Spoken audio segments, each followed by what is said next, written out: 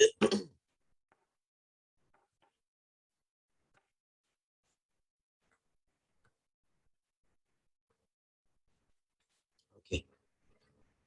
Baik, bismillahirrahmanirrahim. Assalamualaikum warahmatullahi wabarakatuh. Alhamdulillahi rabbil alamin. Wassalatu wassalamu ala nabiyyina Muhammadin wa ala alihi wa ashabihi ajma'in wa ba'd. Tuan-tuan, puan-puan, muslimin, muslimat yang dirahmati Allah Subhanahu wa taala. Pertama dan selama-lamanya segala pujian dan pujaan kita kepada Allah Subhanahu wa taala dan mengizinkan kita untuk kita terus bersama-sama di dalam sesi perkongsian kita pada hari Jumaat petang ni. Jadi insya-Allah tuan-tuan dan puan-puan, kita akan sambung perkongsian kita. Hari ini kita dah sampai pada ayat yang ke-169. Okey, ayat ke-169. Di mana ayat ini masih lagi kita masih lagi berada di dalam konteks penceritaan peperangan Uhud. Kerana surah apa sebutkan surah Ali Imran ini secara umumnya kebanyakan ayat yang diceritakan di dalam surah Ali Imran ini adalah berkisarkan kepada peperangan Uhud. Okey. Lalu dalam peperangan Uhud Allah Subhanahu wa taala menceritakan sejak daripada permulaan peperangan, kemudian disambung dengan peristiwa yang berlaku semasa peperangan, dan kemudian kekalahan yang berlaku pada peringkat pertama orang Islam berperang, dan kemudian sampai kepada peristiwa kemenangan orang Islam di dalam peperangan Uhud. Namun peperangan Uhud yang di-highlightkan, peperangan Uhud yang diceritakan di kebanyakan kita punya silibus pendidikan kita adalah bagaimana orang Islam kalah di dalam peperangan Uhud. Lalu kita tidak terkejut kenapa para ulama Islam dia lebih meng-highlightkan isu kekalahan itu berbanding kemenangan umat Islam di dalam peperangan Uhud. Ini kerana kalau kita dihidangkan 24 jam, 100% kemenangan, maka kita akan ada rasa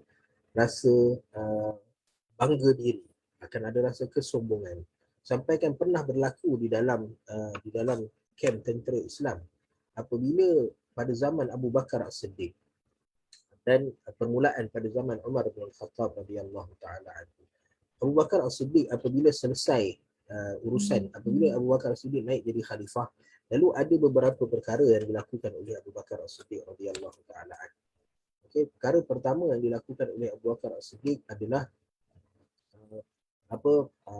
menghapuskan golongan-golongan yang murtad yang keluar daripada Islam. So murtad yang dimaksudkan dekat sini ada dua jenis. Dua jenis murtad yang banyak berlaku pada zaman Abu Bakar As-Siddiq. Yang pertama adalah orang murtad yang ikut nabi-nabi palsu. Selepas kewafatan Nabi SAW, orang-orang Islam ada sebahagian daripada mereka tidak dapat menerima kenyataan bahawa Nabi SAW sudah wafat. Okey, lalu bila mereka tak dapat terima kenyataan, dan ni konsep yang berlaku dalam dunia. Bila ada permintaan, maka adalah tawaran.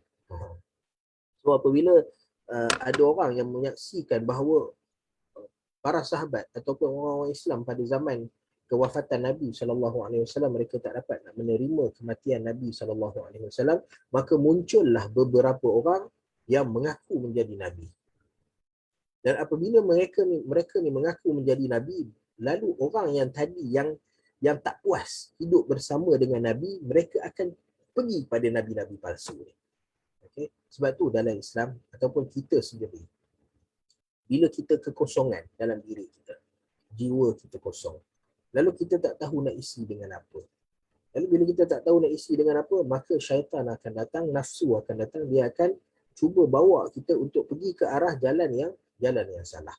Lalu pada zaman tersebut, apabila orang kebanyakan yang keluar daripada Islam, yang mencari nabi palsu ni, mereka adalah golongan yang baru memeluk agama Islam. Baru sekejap duduk dengan Nabi SAW. Oh, sempat setahun, 2 tahun duduk dengan Nabi SAW. Lalu mereka ada rasa rendah diri. Okay, ada rasa inferiority complex. Kan? Dia tengok ada sahabat-sahabat lain yang duduk 7 tahun dengan Nabi, 10 tahun, beriman 23 tahun daripada mula kenabian Nabi SAW.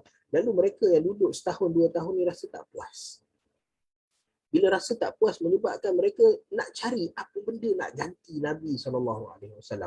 Okay? Lalu apabila ada munculnya orang-orang yang mengaku akulah Nabi selepas Muhammad SAW, maka mereka mula untuk pergi mengikut para Nabi palsu ini.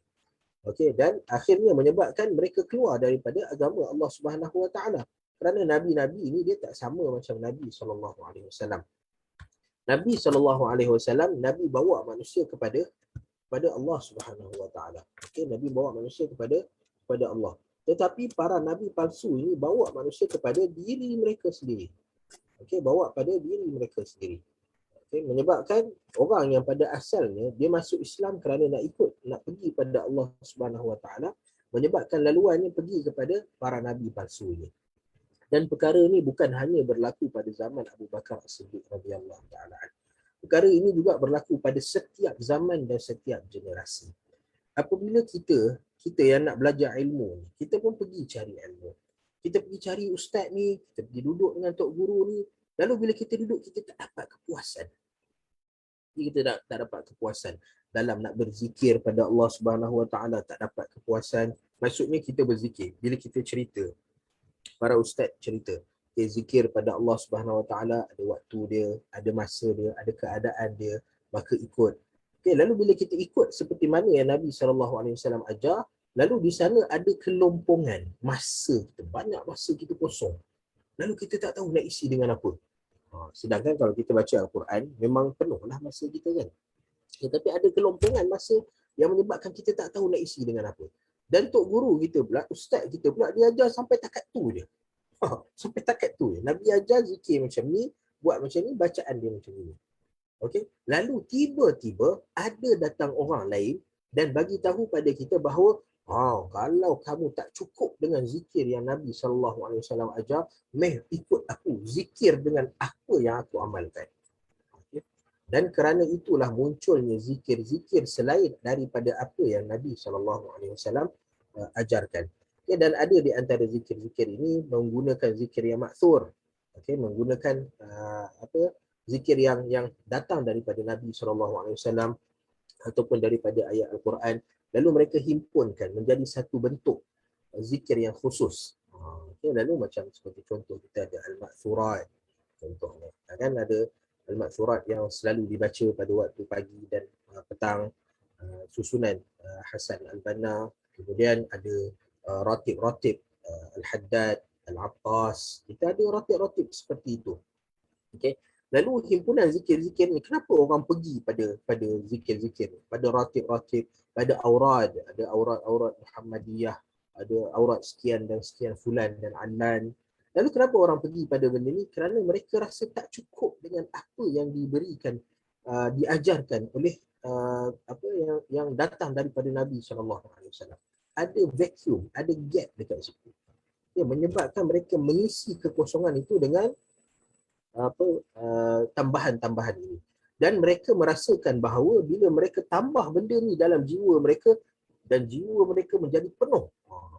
Penuh waktu mereka untuk beribadah pada Allah Subhanahu Wa Taala, lalu mereka merasakan aku sekarang ni berada di jalan yang benar. Okay. Sedangkan kalau kita pernah cerita hari itu bagaimana ada orang yang cuba mengisi masa dia sepenuhnya dengan beribadah pada Allah Subhanahu Wa Taala. Ada orang yang kata aku nak berpuasa, tak nak berbuka. Ada orang yang kata aku nak bangun qiyamul lail je, tak nak tidur. Dan ada orang yang kata aku nak beribadah pada Allah Ta'ala dan aku tak nak kahwin. Sebab kahwin ni boleh mencacatkan ataupun melambatkan ibadah daripada Allah Subhanahu Wa Ta'ala. Tapi Nabi kata, man raghiba an sunnati falaysa minni. Siapa yang raghiba an sunnati falaysa minni. Okay, lalu munculnya para nabi palsu ni, dan pada waktu sekarang munculnya golongan-golongan yang menisbahkan dirinya kepada agama. Lalu kita namakan mereka ni sebagai agamawan. Tetapi sayangnya mereka tak bawa kepada Allah Subhanahu Wa Taala. Mereka tak bawa kepada Nabi SAW. Tapi mereka bawa pada diri mereka sendiri. Mereka bawa kepada ikut aku, ikut cara aku berzikir, ikut bacaan-bacaan aku dalam kehidupan. Lalu bila kita ikut mereka, apa akan jadi? Kita akan meninggalkan apa yang dibawa oleh Nabi SAW. Nabi ajar pada kita ada zikir-zikir tertentu lepas solat, lalu kita tinggalkan dan kita baca pula ratib sekian dan sekian. Nabi ajar pada kita selawat kepada Nabi SAW. Macam ni caranya berselawat kepada Nabi. Kita tinggalkan benda ni, kita ambil selawat-selawat yang orang buat. Okay, seorang selawat yang orang buat, selawat Al-Fatih, selawat Tafrijiyah. So kita bawa datang selawat tu, lalu kita amalkan selawat ni, menyebabkan selawat yang Nabi ajar pada kita maka ditinggalkan. Dan begitulah yang berlaku pada zaman Abu Bakar As-Siddiq. Apabila orang pergi kepada nabi-nabi palsu, maka nabi yang asal ditinggalkan oleh manusia. Lalu Abu Bakar As-Siddiq nampak ini adalah satu bencana yang besar. Okay, lalu Abu Bakar As-Siddiq terus memerintahkan agar diperangi nabi-nabi palsu ini. So Abu Bakar As-Siddiq pada permulaan dia, Abu Bakar menyelesaikan krisis dalaman dulu. Ini krisis dalaman. Dan antara bentuk murtad yang satu lagi, ni satu bentuk murtad apabila orang ikut nabi-nabi palsu. Satu lagi bentuk murtad ialah apabila orang meninggalkan kewajipan agama. Okay, apabila orang merasakan bahawa kewajipan agama ni bukan suatu benda yang wajib. Yang ni tak boleh. Okay, kalau kamu tak nak buat, kalau kita tak nak buat, katalah bila kita kata zakat, kamu bayar zakat ke tak bayar zakat? Okay, saya tak nak bayar zakat. Okay, tak bayar zakat itu dosa besar. Lalu kita tanya, zakat wajib ke tak? Kalau dia kata wajib, dia masih beriman pada Allah Ta'ala. Tapi bila dia ingkar kewajipan zakat, maka dia telah kufur kepada Allah Subhanahu Wa Ta'ala. Orang yang tak solat. Dan bila kita kata kenapa tak solat, malahlah tak nak solat. Okay, lalu kita tanya pada dia, kamu tahu tak solat tu dosa besar? Kamu tak rasa wajib ke solat tu? Lalu dia kata, bagi aku solat ni tak wajib. Maka itu kekufuran pada Allah Subhanahu Wa Ta'ala. Lalu apa yang berlaku pada zaman Abu Bakar As-Siddiq? Okay. Pada zaman Abu Bakar As-Siddiq, maka ramai orang yang tani'un an ada'iz zakah. Orang tak nak bayar zakat. Orang kata zakat ni adalah untuk Nabi SAW, khusus untuk Nabi. Nabi dah tak ada, maka tak nak bayar zakat. Tak ada orang lagi yang layak untuk kutip zakat daripada manusia-manusia. Okey, lalu bila mereka mengingkari kefarduan zakat, mereka mengatakan zakat ni untuk Nabi SAW. Lalu Abu Bakar As-Siddiq isytihar perang terus menentang golongan-golongan yang tidak membayar zakat. Bukan setakat tak bayar zakat, tapi mengingkari kewajipan membayar zakat. Kerana zakat ini adalah salah satu daripada rukun Islam. Di mana Islam ini tidak akan tertegak, tidak akan adanya Islam melainkan dengan wujudnya rukun-rukun ini. Dan salah satu rukunnya adalah zakat. Lalu murtad ataupun keluar daripada agama, kekufuran ini adalah antara benda yang ditentang oleh Abu Bakar As-Siddiq radhiyallahu taala. Okey. Lalu apabila Abu Bakar As-Siddiq mula dengan krisis dalaman, lalu dia berjaya dalam masa pemerintahan dia 1 tahun setengah ataupun hampir 2 tahun Abu Bakar As-Siddiq memerintah negara Islam, maka nabi-nabi palsu dapat dihapuskan dan golongan-golongan yang tak bayar zakat itu sudah mula menerima bayar zakat. Okey.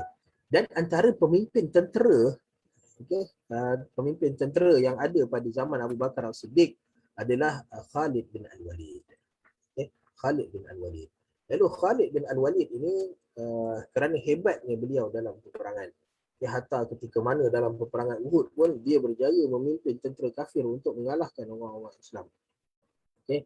Lalu Abu Bakar As-Siddiq kerana nampak kehebatan yang ada pada Khalid bin Al-Walid. Sebelum tu lagi, Khalid bin Al-Walid pada zaman Nabi SAW sudah menunjukkan kehebatan, sudah menunjukkan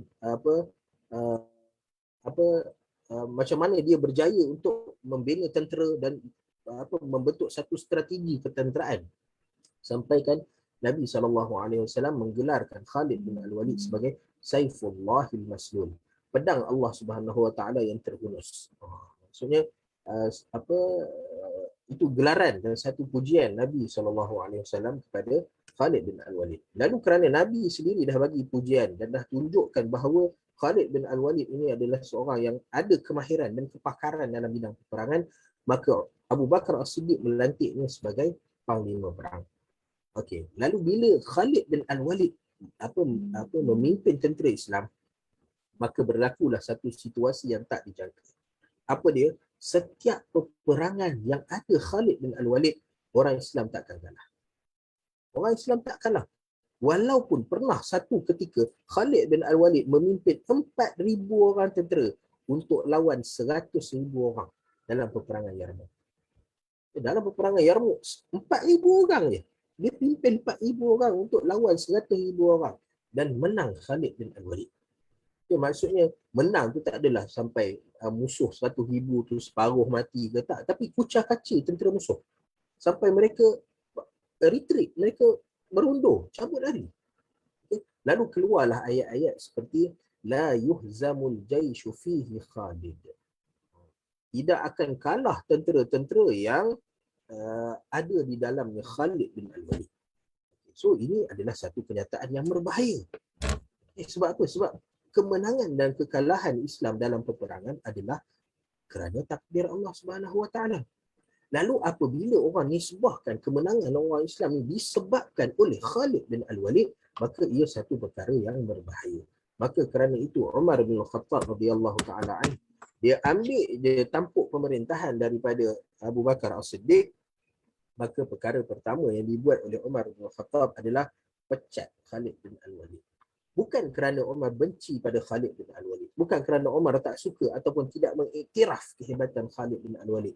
Tetapi Umar tak nak manusia semua terpedaya dengan hasutan syaitan lalu menganggap kemenangan orang Islam ni bukan takdir daripada Allah Ta'ala tetapi kerana Khalid bin Al-Walid.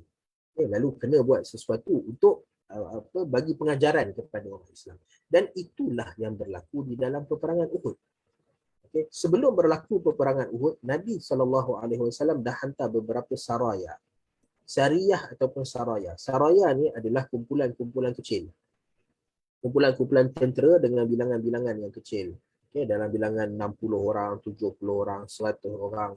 Okay. Dan mereka ni pergi dah berperang dah. Orang kafir Quraisy dengan orang Islam sebelum peperangan Badar.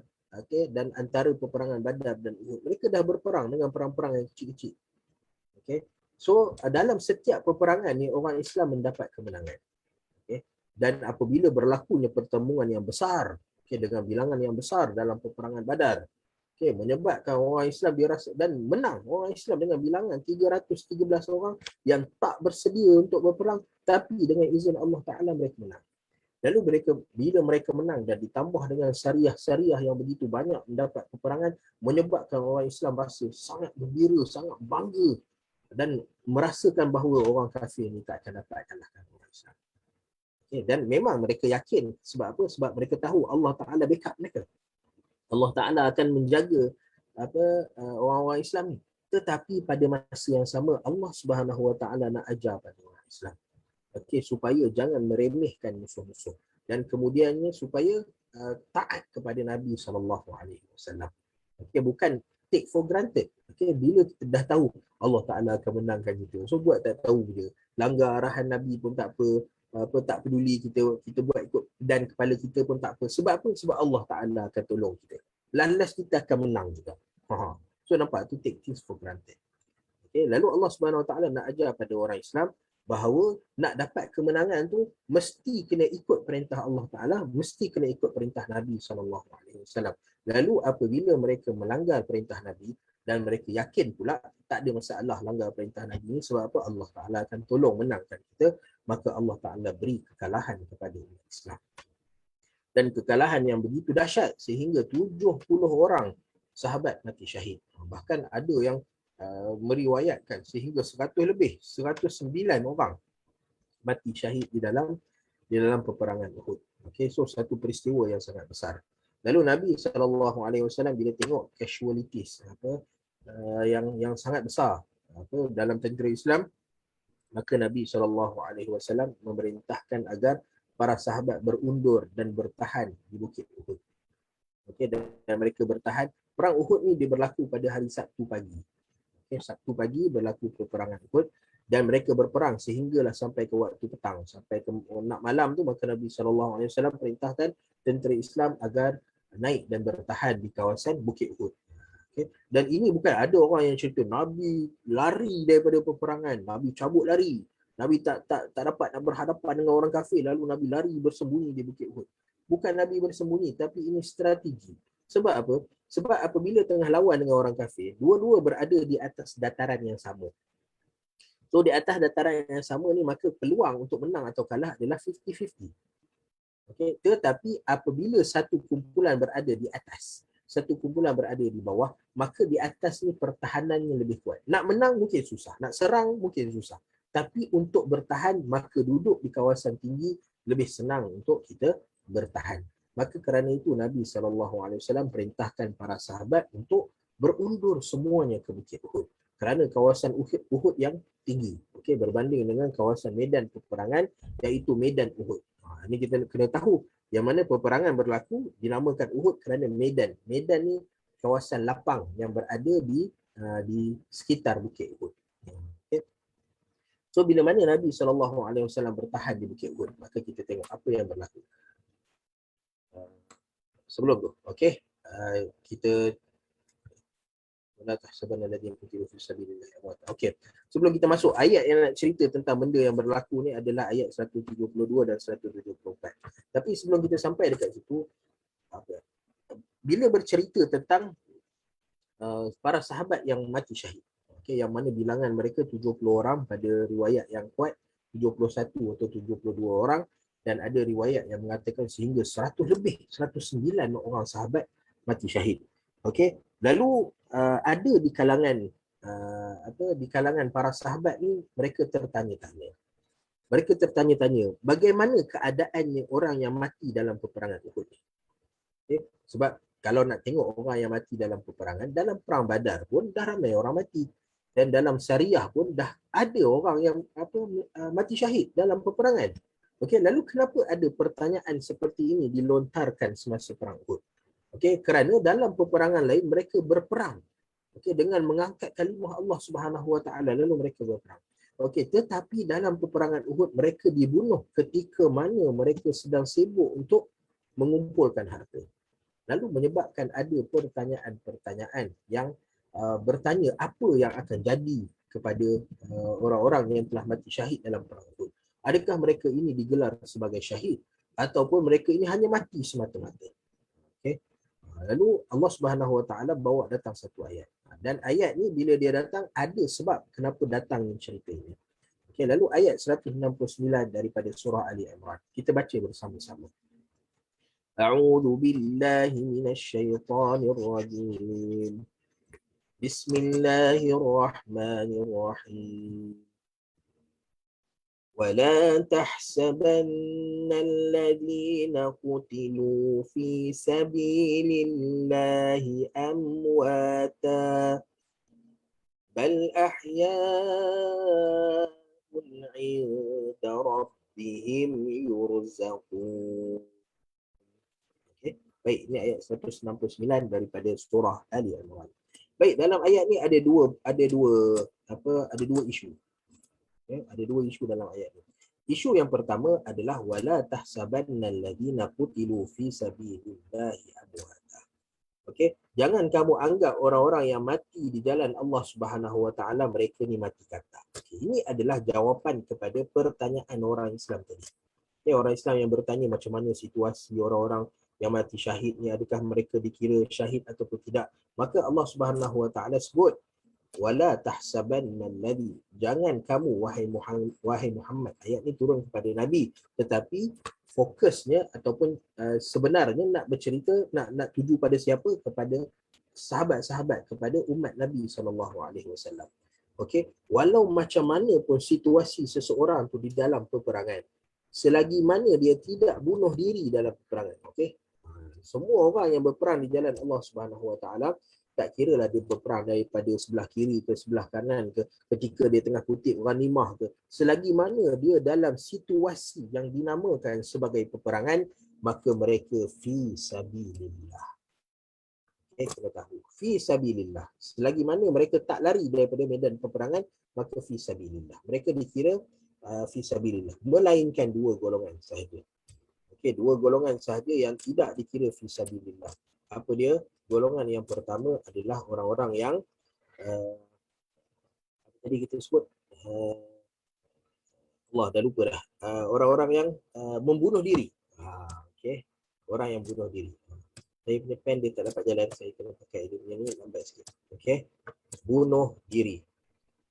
Okey, membunuh diri ini adalah walaupun dia sedang berjihad di jalan Allah Subhanahu Wa Taala, tetapi apabila dia membunuh diri maka dia adalah ahli neraka.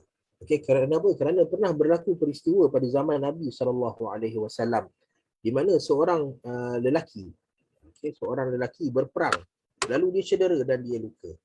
Dan dia mengharapkan agar dia mati syahid. Dia nak minta pada Allah Subhanahu Wa Taala agar dia mati syahid.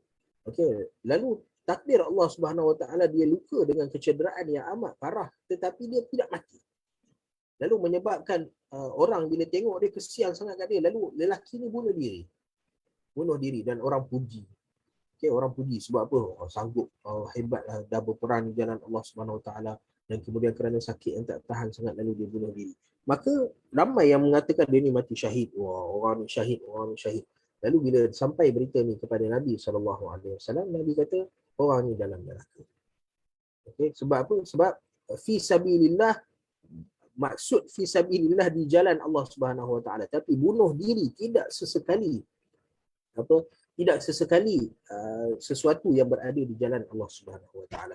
Sebab tu para ulama dia ada berbeza pandangan tentang intihariyah. Pernah dengar intihariyah? Yes. Okey, intihariyah. Apa dia intihariyah ni?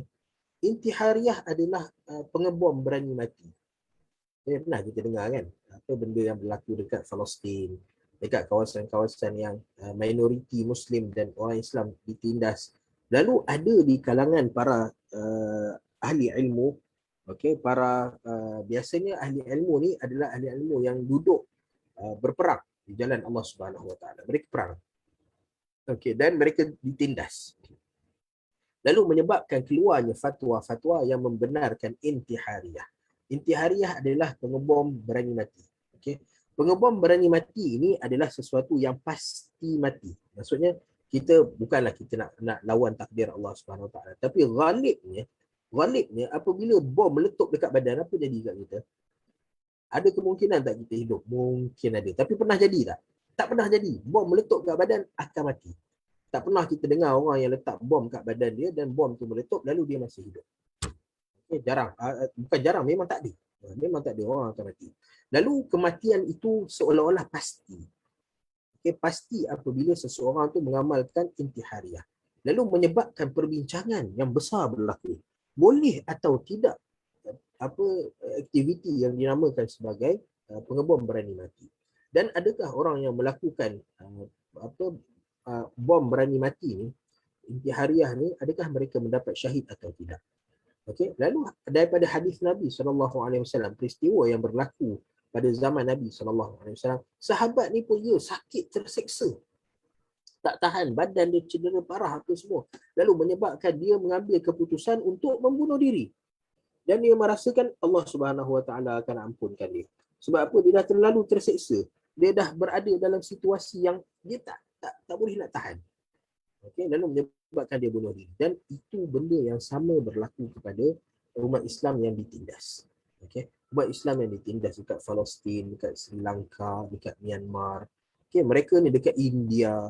Lalu mereka ni kadang-kadang kerana dahsyatnya benda yang berlaku kepada mereka menyebabkan mereka mengambil keputusan untuk kita bom dia. Okey, kita bom dia, mereka berani mati. Menyebabkan mereka juga akan mati.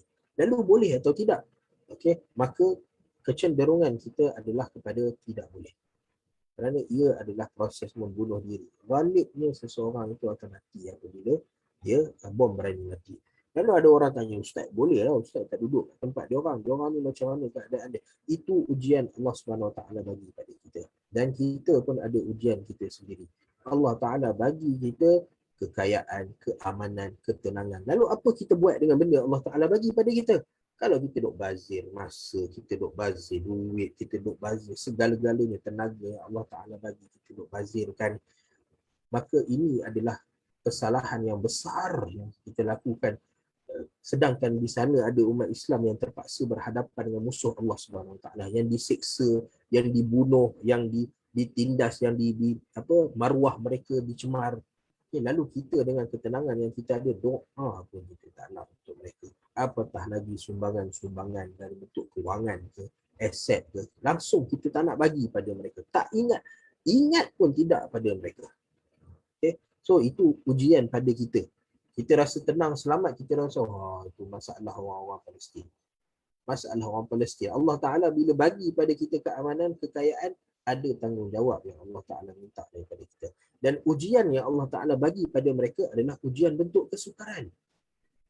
Dan bila mereka mendapat kesukaran, dan bila mereka mendapat kesukaran ni, dan mereka berusaha untuk keluar daripada kesukaran ni dengan berperang lawan musuh Allah Subhanahu Wa Ta'ala, dengan mencipta ataupun saling membantu sesama mereka, maka mereka dapat pahala. Tetapi kalau mereka memilih untuk bunuh diri, untuk buat perkara-perkara yang dilarang oleh Allah Subhanahu Wa Ta'ala, maka di sini ujian mereka yang Allah Subhanahu Wa Ta'ala berikan kepada mereka. Setiap daripada kita ada ujian masing-masing. Okey, lalu kita hanya perlu lulus dalam ujian kita. Baik, itu yang pertama, bunuh diri. Dan yang keduanya, antara benda yang menyebabkan kita tidak ada fisabilillah adalah apabila kita larikan diri daripada medan perang. Okay. Apabila kita lari daripada medan perang, maka ini bukan lagi fisabilillah. Walaupun pada asalnya kita keluar berperang, kita korbankan harta kita, kita bagi aset kita, kita dah siapkan untuk orang yang kita tinggalkan, ibu ayah kita, keluarga, isteri, anak-anak kita, dah ready dah. Sebab apa? Kita keluar ni semata-mata nak berjihad dan kita mengharapkan syahid, mati syahid. Okay? Lalu kita di jalan Allah Subhanahu Wa Ta'ala. Sebab tujuan kita adalah untuk mempertahankan agama Allah Subhanahu Wa Ta'ala. Tetapi dalam perang, tiba-tiba kita tengok, kita nak kalah dah ni. Okay, kita nak kalah dah ni. Lalu kalah atau tidak, bukan kita yang tentukan. Okay, di dalam peperangan, dia ada panglima perang. Okay, dia ada panglima perang. So, panglima inilah yang menentukan kita nak ke depan ke belakang ke, lari ke belakang, patah balik ke, berundur ke. Okay, semuanya ditentukan oleh panglima perang. Okay. Dan kita bila kita tengok, kadang-kadang kita tengok musuh kat tempat kita ramai. Lalu musuh kita pun rasa ini orang Islam nak kalah dah ni. Lalu menyebabkan kita lari meninggalkan medan peperangan. Okey, lari meninggalkan medan peperangan. So lari meninggalkan medan peperangan ini adalah tawalli yaumaz zahf. Okey, di mana antara dosa besar yang Nabi SAW sebutkan adalah ijtanibu sab'al mubiqat. Okay, Nabi suruh menjauhkan diri daripada 7 perkara yang membinasakan. Dosa yang sangat besar. Okay, antara dia adalah sihir, syirik pada Allah Subhanahu Wa Ta'ala. Okay, makan harta orang, makan harta anak yatim. Ini semua dosa-dosa besar. Dan antaranya adalah tawalli yaumaz zahfi. Melarikan diri daripada medan peperangan. Maka ini adalah dosa yang besar dilakukan pada Allah Subhanahu Wa Ta'ala. Lalu orang yang lari dan dibunuh ketika mana dia lari, maka orang ini tidak layak untuk digelar fisabilillah. Dia lari daripada medan peperangan. Okey, namun di sana adanya skop. Skop dia panggil macam mana kita nak tahu kita lari atau tidak dalam medan peperangan. Okey. Baik. Kita tengok nisbah 1 nisbah 10. Asal dalam peperangan, dalam Islam, okay, seseorang itu dikira lari daripada medan peperangan apabila dia seorang dan dia tidak berjaya membunuh 10 orang. Okay. Maksudnya kalau dia nak tinggalkan medan perang, boleh dia nak tinggalkan medan perang. Tetapi syaratnya, okay, agar dia tidak dicop sebagai lari daripada medan perang. Okay. Dia nak tinggalkan medan perang, tapi dia tak nak dicop sebagai orang yang lari daripada medan perang. Kerana itu dosa besar. Lalu Allah Subhanahu Wa Ta'ala sebut bahawa syarat untuk kamu pergi daripada medan perang tanpa dicop sebagai lari adalah 1 nisbah 10. Kamu mesti bunuh 10 orang kafir. Okay. Dapat bunuh 10 orang kafir, maka kamu boleh beredar daripada medan perang. Okay, bermakna kamu dah menyelesaikan tanggungjawab kamu di dalam peperangan. Okay, 1 nisbah 10. Lalu berat ke tak benda tu? Nak kalahkan 10 orang, kena pula 10 orang yang pandai main pedang, 10 orang yang badan dia gagah perkasa, yang kita nak kalahkan seorang pun mungkin boleh kalah, mungkin tak kalah, dan mungkin nak kalahkan pun ambil masa sejam ke setengah jam ke untuk kalahkan seorang tu. Lalu susah 10.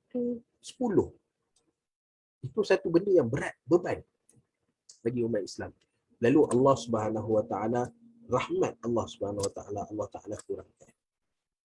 Asal 1:10, lalu Allah Taala kurangkan jadi 1:2.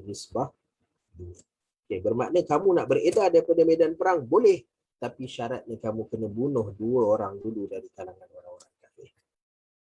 Ini keringanan. 8 orang Allah Taala bagi diskaun.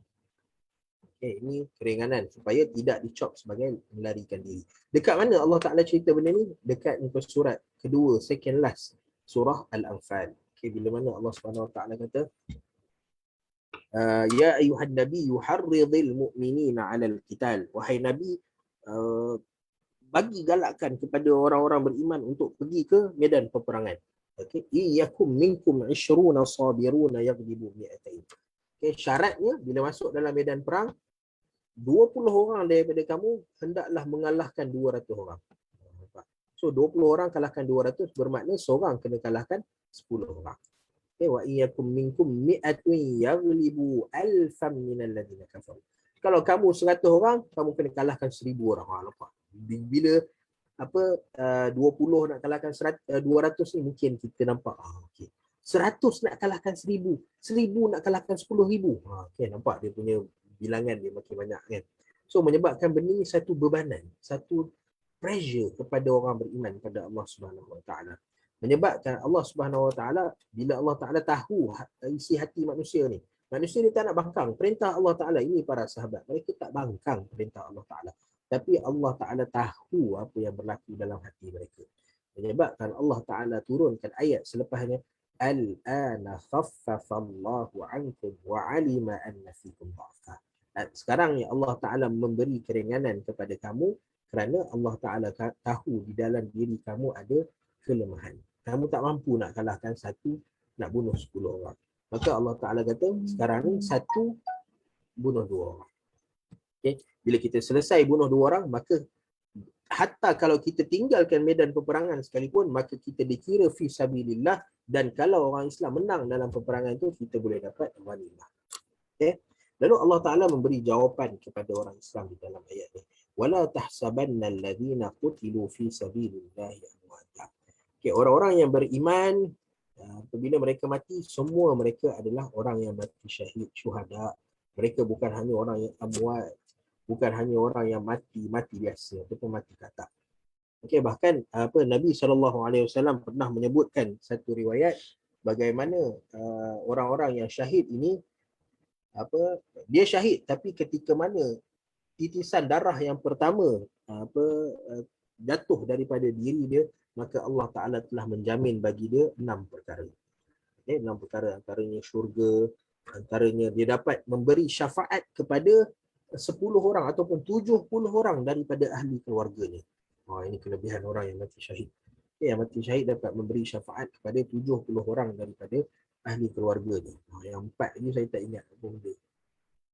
Syurga, kemudian 70 orang syahid, kemudian tak ingat lah, tapi adalah tentang bidadari. Cuma saya tak ingat detail.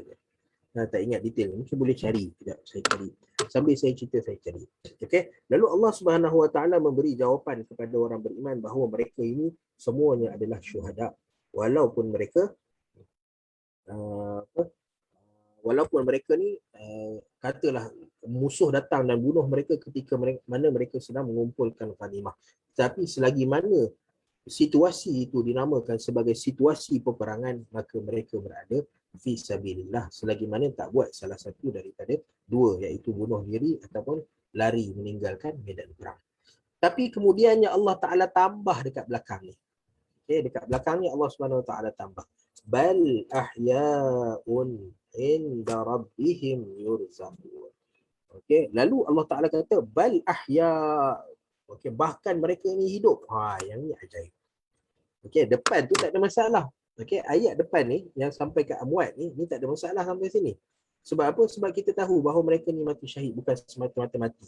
Tetapi bila mana Allah Ta'ala kata bal ahya, mereka bahkan mereka ni semua hidup di sisi Allah Subhanahu Wa Ta'ala, yurzaqun, dan bukan sekadar hidup, mereka diberi rezeki oleh Allah Subhanahu Wa Ta'ala.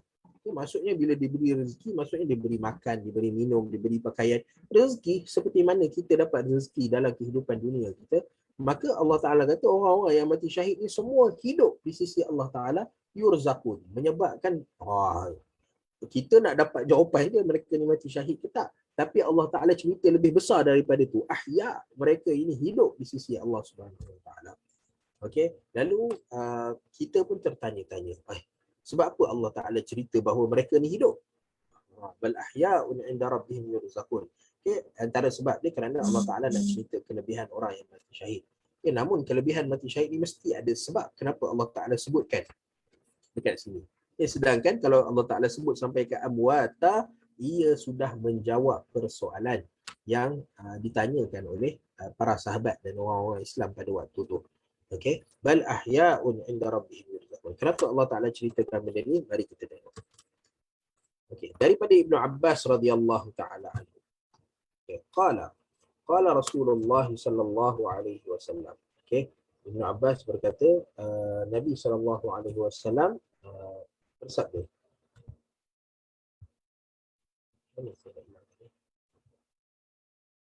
Okey. Nabi sallallahu alaihi wasallam bersabda. Ya, saya tak nampak dia punya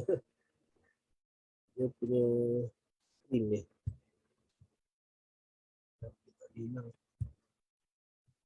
Okey, baik. Okey, an Ibnu Abbas radhiyallahu taala anhuma, daripada Ibnu Abbas radhiyallahu taala anhuma, qala, kata Ibnu Abbas, qala Rasulullah sallallahu alaihi wasallam, apabila Nabi sallallahu alaihi wasallam bersabda, lamma usiba ikhwanukum bi Uhud, apabila sebahagian daripada Nabi tengah bercakap dengan para sahabat pada satu ketika, lalu Nabi kata, lamma usiba ikhwanukum bi Uhud, apabila kamu perasan tak masa usiba ikhwanukum, saudara-saudara kamu yang mati syahid di dalam peperangan Uhud, maka ja'alallahu arwahahum fi jawfi tayr, maka Allah Subhanahu Wa Ta'ala ambil roh-roh mereka dan Allah Ta'ala letakkan roh-roh mereka ini di dalam rongga burung. Okey, dan burung ini bukan burung biasa, tetapi burung yang khudrin, burung yang berwarna hijau. Okey, setakat ni kita tak jumpa lagi burung berwarna hijau, melainkan burung-burung yang ada dekat Amazon, berkala-kala tu, itu adalah mungkin burung berwarna hijau. Tapi burung ini adalah burung yang berwarna hijau, dan hijau ni adalah warna ketenangan dan warna kehebatan, dan warna pakaian ahli syurga. Min tayrin khudrin taridu anharal jannah. Okey. Lalu burung-burung ini adalah burung-burung yang sentiasa datang ke sungai-sungai syurga. Okey, taridu anharal jannah. Anhar, sungai-sungai syurga. Apa yang mereka buat? Ta'kulu min thimariha, mereka makan buah-buahan yang ada di dalam syurga. Wa ta'wi ila qanadila min dhahabin mu'allaqatin fi dhillil 'arsy, dan mereka berehat ataupun tempat tinggal mereka adalah kindil atau qanadil, tempat-tempat sarang-sarang yang diperbuat daripada emas, mu'allaqatun fi dhillil 'arsy, yang tergantung di bayang-bayang ataupun naungan arasy Allah Subhanahu Wa Ta'ala. So kita memang tak dapat bayanglah, sebab benda ni berlaku dalam syurga. Macam mana ada sarang burung yang tergantung pada bayang-bayang.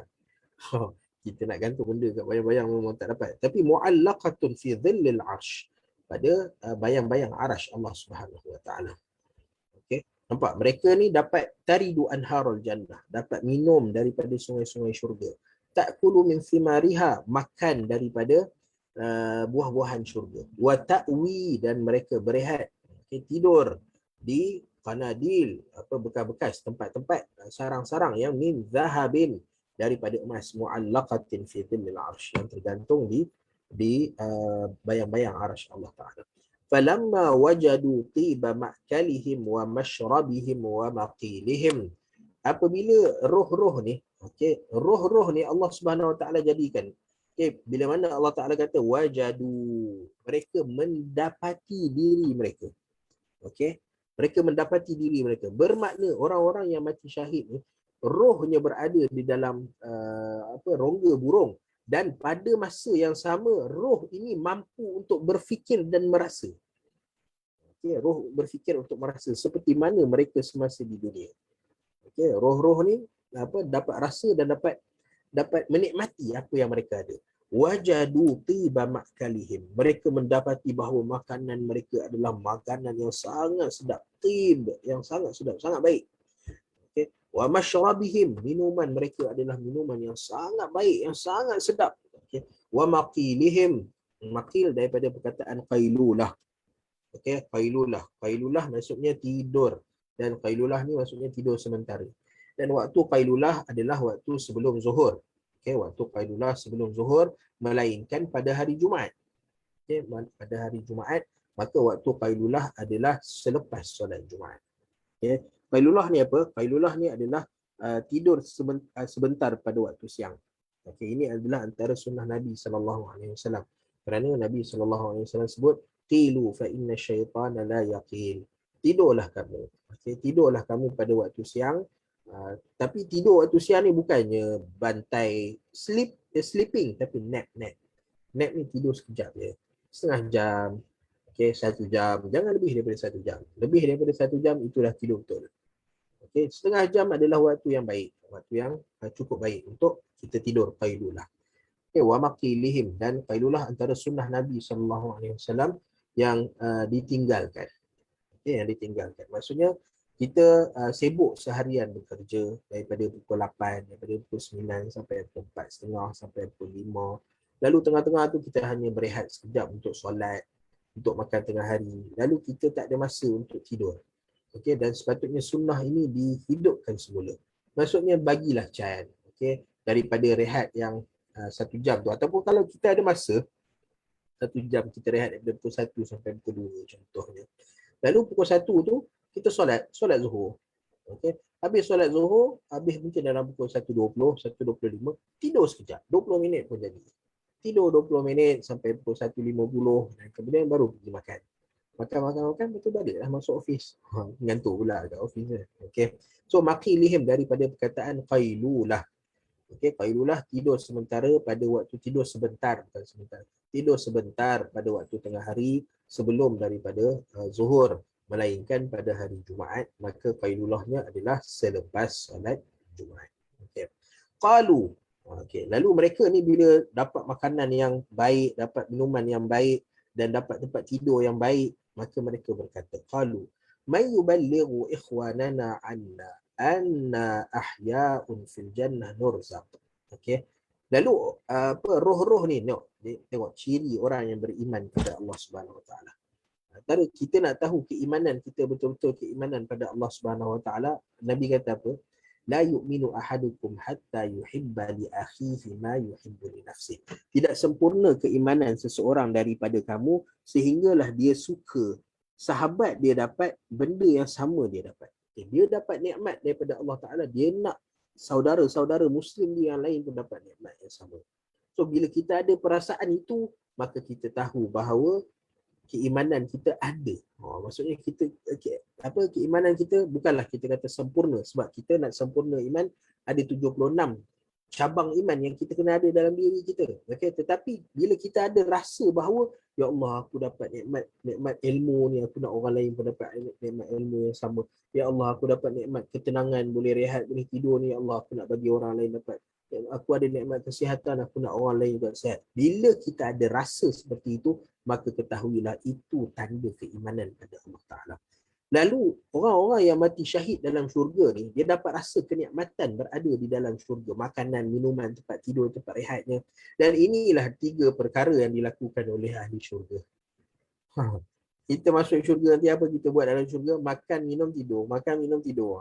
Kita duk marah orang semasa kat dunia, anak kita duk, apa kamu ni duk makan, minum, tidur, makan, minum, tidur. Tapi kalau dia tahu dalam syurga itu makan, minum, tidur, nak dapat benda tu penat dulu kat dunia. Penat dekat dunia, insya-Allah kita akan dapat makan, minum, tidur di syurga Allah Subhanahu Wa Taala. Lalu orang-orang yang mati syahid ni, bila dia dapat rasa nikmat tersebut, dia nak kongsikan nikmat ni. Dia nak bagi tahu benda ni ada, nikmat ni sangat seronok ni. Dan aku nak orang-orang, sahabat-sahabat aku, ahli keluarga aku dekat dunia tahu tentang nikmat ni. Lalu mereka berkata pada Allah Subhanahu Wa Taala, "May yuballighu ikhwanana anna ahya'un fil jannah." Siapa dia yang nak tolong bagi tahu dekat kawan-kawan kami, dekat saudara-saudara kami, ahli keluarga kami, bahawa kami hidup dalam syurga. Okay, fil jannah. Nurzaq, bukan hanya kami hidup, tapi kami diberi rezeki. Kami diberi makan, kami diberi minum, kami diberi tidur, dan ini nikmat yang sangat besar. Lalu nak bagi tahu kepada orang-orang kat dunia ni, macam mana? Okey, ini adalah tanda. Okey, dalam hadis ni juga, dalam riwayat ini juga adalah dalil bahawa roh-roh orang yang dah mati dia takkan pergi ke dunia. Dia takkan pergi jumpa. Kalau boleh pergi, Allah Ta'ala dah hantar, wahai roh, kamu pergi bagi tahu sendiri. Kamu balik pergi jumpa ahli keluarga kamu, cakap pada ahli keluarga kamu, aku dapat sekian, sekian dan sekian. Allah Ta'ala boleh semua macam tu. Tapi Allah Ta'ala telah meletakkan bahawa roh yang telah berpisah dengan jasadnya, maka dia tidak boleh kembali ke bumi. Okay? Allah Ta'ala, hatta Nabi SAW sendiri pun Allah Ta'ala hanya kembalikan roh Nabi SAW untuk menjawab salam daripada orang-orang yang memberi salam kepada Nabi SAW. Sebab Allah Ta'ala memberitahu, Nabi beritahu bahawa inna lillahi malaikatan sayyahin. Okay. Ada sekumpulan para malaikat yang jawatan dia, kerja dia adalah sayyahin. Sayyah ni maksudnya, siyahah ni melancong. Okay, maksudnya malaikat ni dia berjalan je. Kerja dia pusing je. Dan dia pusing untuk apa? Untuk kutip orang-orang yang bagi salam pada Nabi SAW. So kita nak bagi salam pada Nabi, tidak semestinya kita pergi ziarah Nabi SAW di Madinah. Ini kubur Nabi SAW. Tetapi kita boleh bagi salam di mana-mana sahaja. Okay, cuma orang yang pergi kat sana dapatlah kelebihan menziarahi Nabi SAW.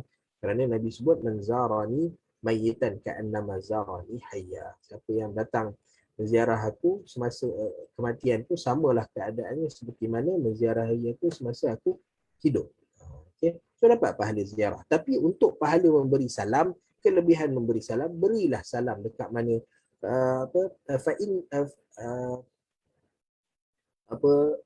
Nabi SAW kata, fa inna salatakum tablughuni haitsu syi'tum. Kamu berselawat, kamu bagi salam pada aku, benda tu akan sampai kepada aku, kata Nabi SAW. Walaupun kamu dekat ceruk dunia sana, akan sampai. Sebab apa? Sebab ada malaikatan sayyahin. Ada malaikat-malaikat yang kerja dia duduk round je, duduk jalan pusing bumi ni untuk kumpul orang-orang yang memberi salam pada Nabi, lalu diberikan pada Nabi, Allah Ta'ala kembalikan roh kepada Nabi untuk menjawab salam. Okay. Lalu orang-orang yang masuk syurga ni, maka mereka terlalu gembira nak berkongsi kegembiraan mereka dengan saudara-saudara mereka, maka mereka minta pada Allah Subhanahu Wa Taala agar ada siapa-siapa yang boleh tolong sampaikan kepada keluarga mereka. Li'alla yazhadu fil jihad. Supaya orang-orang tidak bermalas-malasan. Okay. Yazhadu ni enggan. Supaya orang-orang bila dia dengar dia tentang jihad, dia tak kata, tak nak pergi lah jihad. Apa kelebihan yang ada pada jihad? Dia tak tahu. Okay. Lalu penghuni-penghuni syurga ni, roh-roh yang ada dalam rongga burung ni, maka mereka nak bagi tahu bahawa matilah syahid. Bila kamu mati syahid, tengok dapat nikmat, ya Allah, seronoknya makan minum tidur je. Dan makan minum tidur ni tib yang baik. Okay. Kita kadang-kadang tidur bila bangun pening kepala, tidur bila bangun badan tak selesa, tidur bila bangun badan penat. Okay. Tapi tidur ni tidur yang tib. Makan makanan yang bila makan Allah, tak ada sakit perut, tak ada nak buang air. Wa masyrabihim, air yang baik, air yang sedap. Okay. Lalu ceritakan kepada mereka supaya li'alla yazhadu fil jihad. Supaya mereka bila dengar jihad, mereka tak kata, tak nak jihad. Ataupun wala yang kulu an indal harb. Dan ketika mana mereka berperang, mereka akan bersungguh-sungguh. Okay.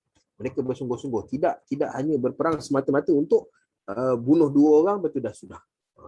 Okay. So, Allah Subhanahu Wa Taala kata apa? Faqala Allah Taala, ana uballighuhum ankum.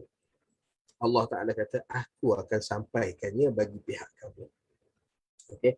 Qala, maka kata Ibnu Abbas radhiyallahu taala anhu, فأنزل الله عز وجل ولا تحسبن الذين قتلوا في سبيل الله أمواتا. Jangan kamu merasakan orang-orang yang terbunuh di jalan Allah Ta'ala itu orang-orang yang mati tapi mereka syahid. Okey, semata-mata mati tidak, tetapi mereka syahid.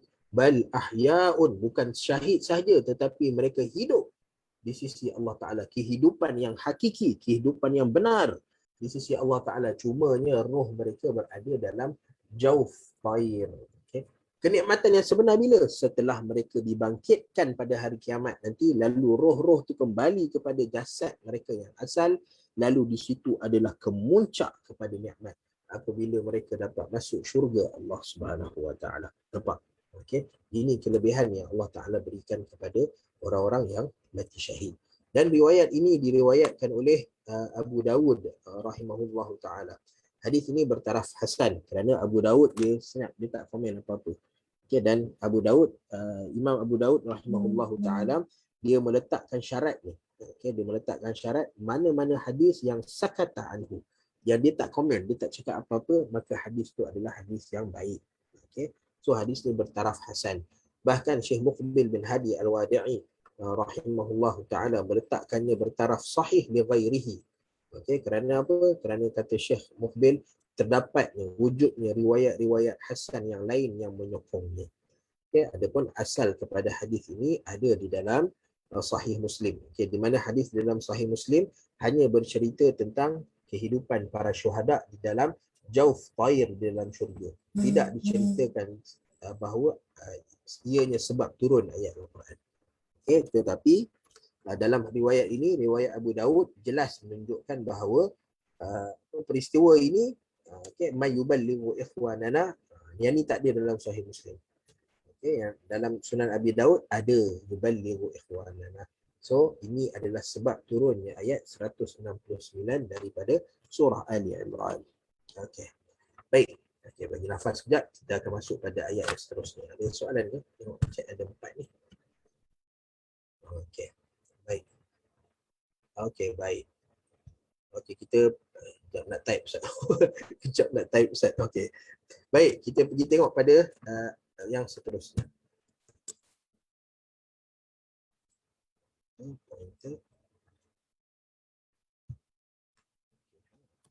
Okey. Baik, ayat seterusnya. Ayat seterusnya ada ayat 172 hingga 174 daripada surah Ali Imran. Baik. Dalam ayat ini Allah Subhanahu wa taala menyebutkan, A'udzu billahi minasy syaithanir rajim. Bismillahirrahmanirrahim. الذين استجابوا لله والرسول من بعد ما أصابهم القرح. Dia matikan dengan ha, qarh. للذين أحسنوا منهم واتقوا أجر عظيم. Lagi kita sentuh pada ajrun azim. Jangan aj. Itu huruf cha. Kita tak nak cha, kita nak jim. J. Ajrun azim. Okay, baik. الذين قال لهم الناس إن الناس قد جمعوا لكم فاخشوهم فزادهم إيمانا وقالوا حسبنا الله ونعم الوكيل فانقلبوا بنعمة من الله وفضل لم يمسسهم سوء واتبعوا رضوان الله والله ذو فضل عظيم. Baik, ini ayat ke-172 hingga ke-174 daripada surah Ali Imran. Lalu apa yang Allah Ta'ala menceritakan? Apa yang Allah Ta'ala ceritakan di dalam ayat ini? Alladzina istajabu lillahi war rasuli min ba'di ma asabahumul qarh. Allah Ta'ala sedang menceritakan satu peristiwa yang berlaku di dalam peperangan Uhud. Okey, di mana min ba'dima asabahumul qarh. Apa dia al-qarh ni? Okey. Al-qarh ni artinya adalah luka, cedera. Okey, dalam peperangan Uhud ada sahabat yang mati syahid dan ada sahabat yang ditimpa kecederaan. Okey, so itu al-qarh. Okey, dalam keadaan sahabat ditimpa kecederaan, Nabi SAW macam ni. Okey, ketika berlaku peperangan Uhud, kita nak bagi gambaran cerita tentang benda yang berlaku di dalam peperangan Uhud. Okey. Apabila peperangan berlaku pada hari Sabtu sampai ke petang dan malam Sabtu, maka Nabi meminta tentera Islam bertahan di atas Bukit Uhud. Ya, dan pada masa yang sama, orang kafir, bila Nabi bertahan dekat Bukit Uhud, kenapa orang kafir dia tak serang Madinah Al-Munawwarah? Okay? Kerana orang kafir pun takut. Okay, mereka tak tahu situasi Nabi dan para sahabat macam mana. Sedangkan Nabi dan para sahabat masa tu sedang ditimpa kemurungan. Bukan kemurungan lah, tapi down. Sebab apa? 70 orang sahabat mati syahid. Dan ramai orang yang cedera. Termasuklah Nabi SAW sendiri cedera. Kita cerita sebelum ni kan, macam mana gigi Nabi patah dan kepala Nabi berlumuran darah. Okay, dahsyatnya keadaan orang Islam pada waktu itu. Tetapi orang kafir dia tak tahu. Okey, dan Allah Subhanahu Wa Taala sebut kelebihan yang ada pada Nabi SAW. Antaranya, waktu itu khamsan lam yu'tahunna ahadun qabli. Nabi kata, aku diberi 5 perkara yang tidak pernah diberikan kepada para nabi sebelum aku. Kata Nabi SAW. Antaranya adalah nusirtu birru'bi masirata syahr. Okay, di mana ketika mana musuh nak serang Nabi SAW, musuh berdepan dengan Nabi SAW, Nabi kata, aku diberi kemenangan dengan ketakutan yang dicampakkan dalam hati-hati para musuh. Okay. Orang kafir boleh ditunggu kepung Bukit Uhud tu. Dan orang kafir boleh je nak pergi serang Madinah Al-Munawwarah, tapi mereka takut. Mereka takut bahawa ini perancangan Nabi supaya bila mereka tinggalkan bila mereka terus berperang dalam Bukit Uhud, mereka akan kena ambush, kena serang, kena bunuh apa semua. Lalu menyebabkan Abu Sufyan dan orang yang bersama dengan dia yang kita sebut hari itu tentang Al-Harith ibn Hisham, adik kepada Abu Jahal, okay, dan anak kepada Umayyah, Safwan ibn Umayyah, anak kepada Umayyah bin Khalaf. Lalu mereka berpakat dan akhirnya mereka kata, tak payahlah teruskan kempen peperangan ni. Kita pun dah banyak orang mati dari pihak kita. Okay, dan kita pun tak tahu situasi orang Islam, kalau sambung perang ni boleh jadi kita kalah. Okay, masa pusingan pertama tu kita kalah. So mereka mengambil keputusan untuk berundur. Okay, untuk berundur daripada Uhud. Okay, orang kafir patah balik ke Madinah, ke Makkah Al-Mukarramah. Okay, tetapi di dalam perjalanan syaitan mana boleh bagi can. Okay, dalam perjalanan nak balik tu, maka mereka mula berbincang semula. Kata kalau Nabi dengan para sahabat waktu tu memang sangat-sangat lemah ni. Okay, ini waktu yang sangat-sangat lemah. Lalu ini waktu untuk kita serang dan hapuskan Nabi SAW dan umat Islam terus. Okay. Lalu mereka punya perjalanan, mereka dah sampai, bukanlah separuh perjalanan, tapi berada di kawasan luar daripada Madinah. Okay, sempadan Madinah yang menuju ke Badar, menuju ke Yambuk. Okay, kawasan yang dinamakan Hamra'ul Asad. Okay. Lalu Nabi SAW pula, ni orang kafir punya cerita. Orang kafir ni dia memang, dia awal-awal dia rasa takut, tapi tengah-tengah jalan tiba-tiba rasa macam nak serang balik Nabi SAW. Ada pun Nabi SAW, perancangan Nabi cukup jelas. Okay, Nabi kata kita bertahan dekat Bukit Uhud, maka mereka bertahan. Dan esoknya Nabi SAW kata apa? Okey, sekarang ni aku nak cari siapa yang nak pergi kejar balik orang kafir tu. Okay, sebab Nabi tahu orang kafir ni, mereka ni pandai dalam perang. Okey, malam-malam waktu tengah terkejut. Okey, tengah terkejut lalu mungkin ambil keputusan yang mengejut untuk beredar. Tetapi pada waktu siang bila mereka fikir semula, mereka akan datang serang balik. So Nabi dah tahu tentang benda ni, maka Nabi cari siapa di kalangan kalian semua yang mampu untuk pergi kejutkan orang-orang kafir tu. Maksudnya orang kafir yang nak patah balik tu, dia takkan jadi patah balik bila dia tengok ada orang Islam yang sedang mengejar daripada belakang. So ini strategi. Bilangan yang pergi itu tak ramai. Yang perang dalam perang Uhud ni orang Islam 1,000 orang. 300 patah balik ikut Abdullah bin Ubay bin Salul. Yang tinggal 700 orang. kalau kita kata 70 orang sahabat mati syahid, tinggal berapa? 600 lebih. Ataupun 600 lebih je. 610, 620 orang. Tak campur lagi yang cedera. So berapa ramai dia yang boleh nak pergi sambung peperangan. Sedangkan orang kafir ni 3,000 orang dan berapa belas sahaja di kalangan mereka yang mati. Belasan orang sahaja di kalangan orang kafir yang mati. So mereka ni persenjataan mereka masih kuat, tentera mereka masih kuat. Okey, tetapi peperangan psikologi. Tengok bagaimana Nabi SAW berperang. Sebab tu kita suka kalau kita nak cerita. Ada orang-orang yang bila bercerita tentang Nabi SAW dan orang Arab secara keseluruhannya, maka mereka mengatakan bahawa orang Arab ni adalah orang-orang barbarik, orang yang tak ada strategi, yang hidup di kehidupan yang liar.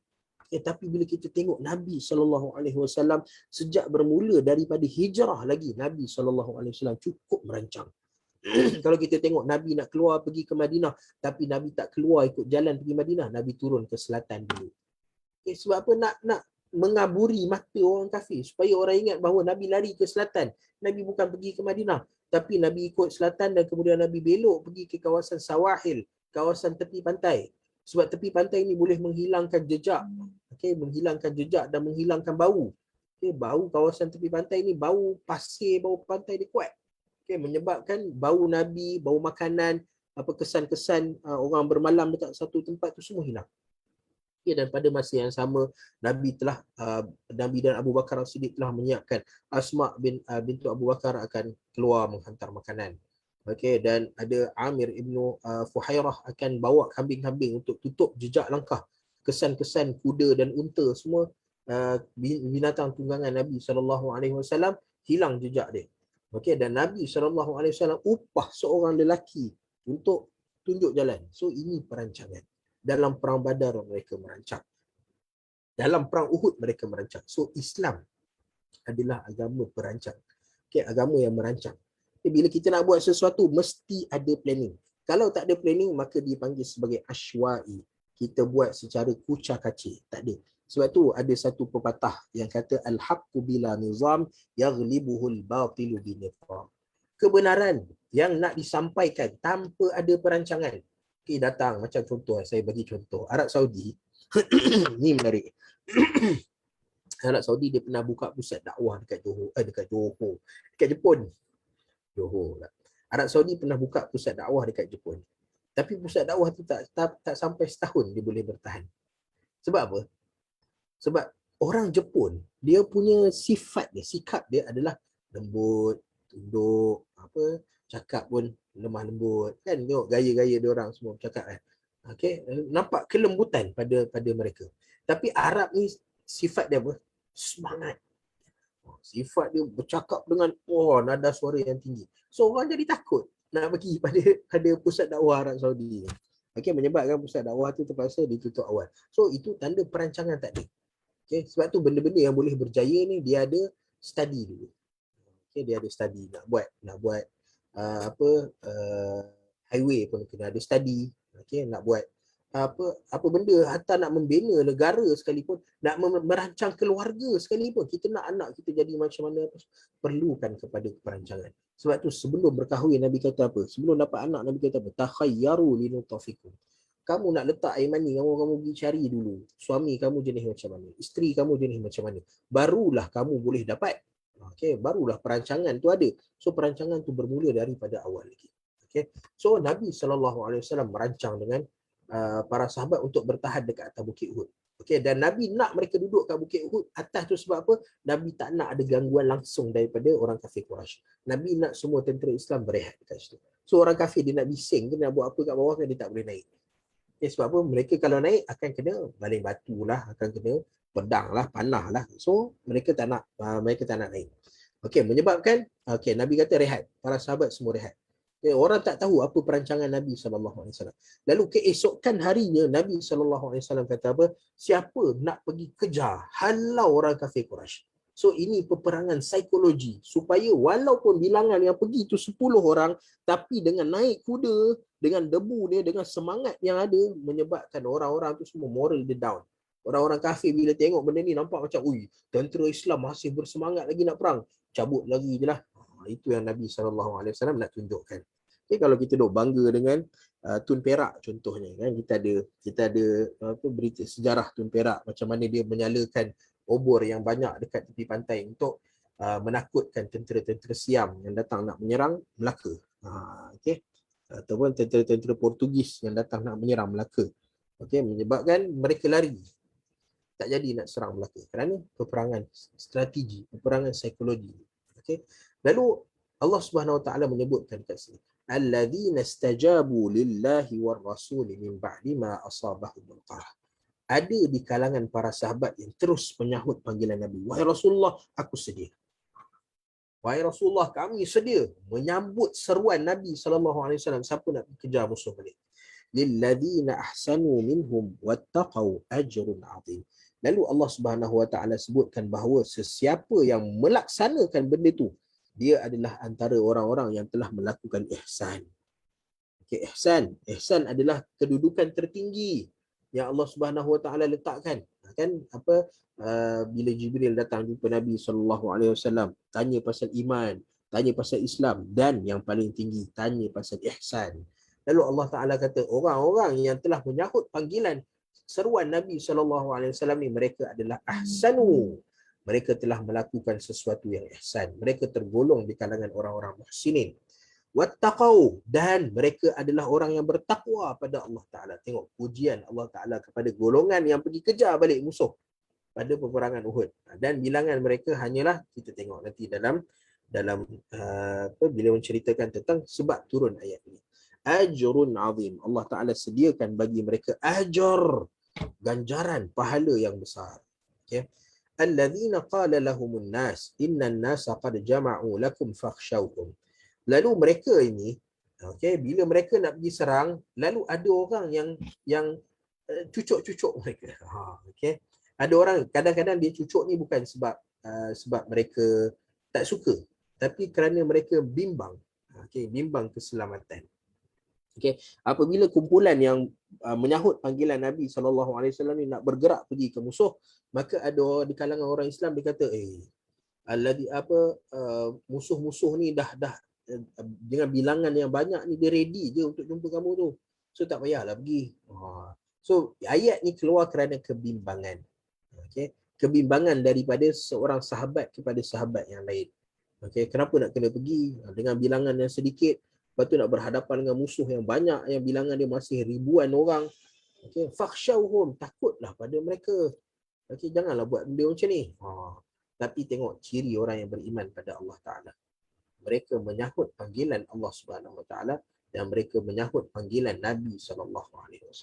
Dan bila mereka menyahut itu, mereka yakin Allah Ta'ala akan sediakan bagi mereka sama ada kematian untuk mereka ataupun kemenangan untuk mereka. Salah satu daripada dua, dan dua-duanya adalah kejayaan. Lalu tengok sifat mereka. Datang orang untuk menyuarakan kebimbangan kepada mereka, tetapi fazadahum iman. Tetapi sebaliknya keimanan mereka semakin bertambah kepada Allah Subhanahu Wa Taala. Fazadahum imana wa qalu hasbunallahu wa ni'mal wakil. Keimanan pada Allah Subhanahu Wa Taala, antara tanda seseorang itu beriman pada Allah Taala ialah ungkapan, kata-kata, tutur kata dia.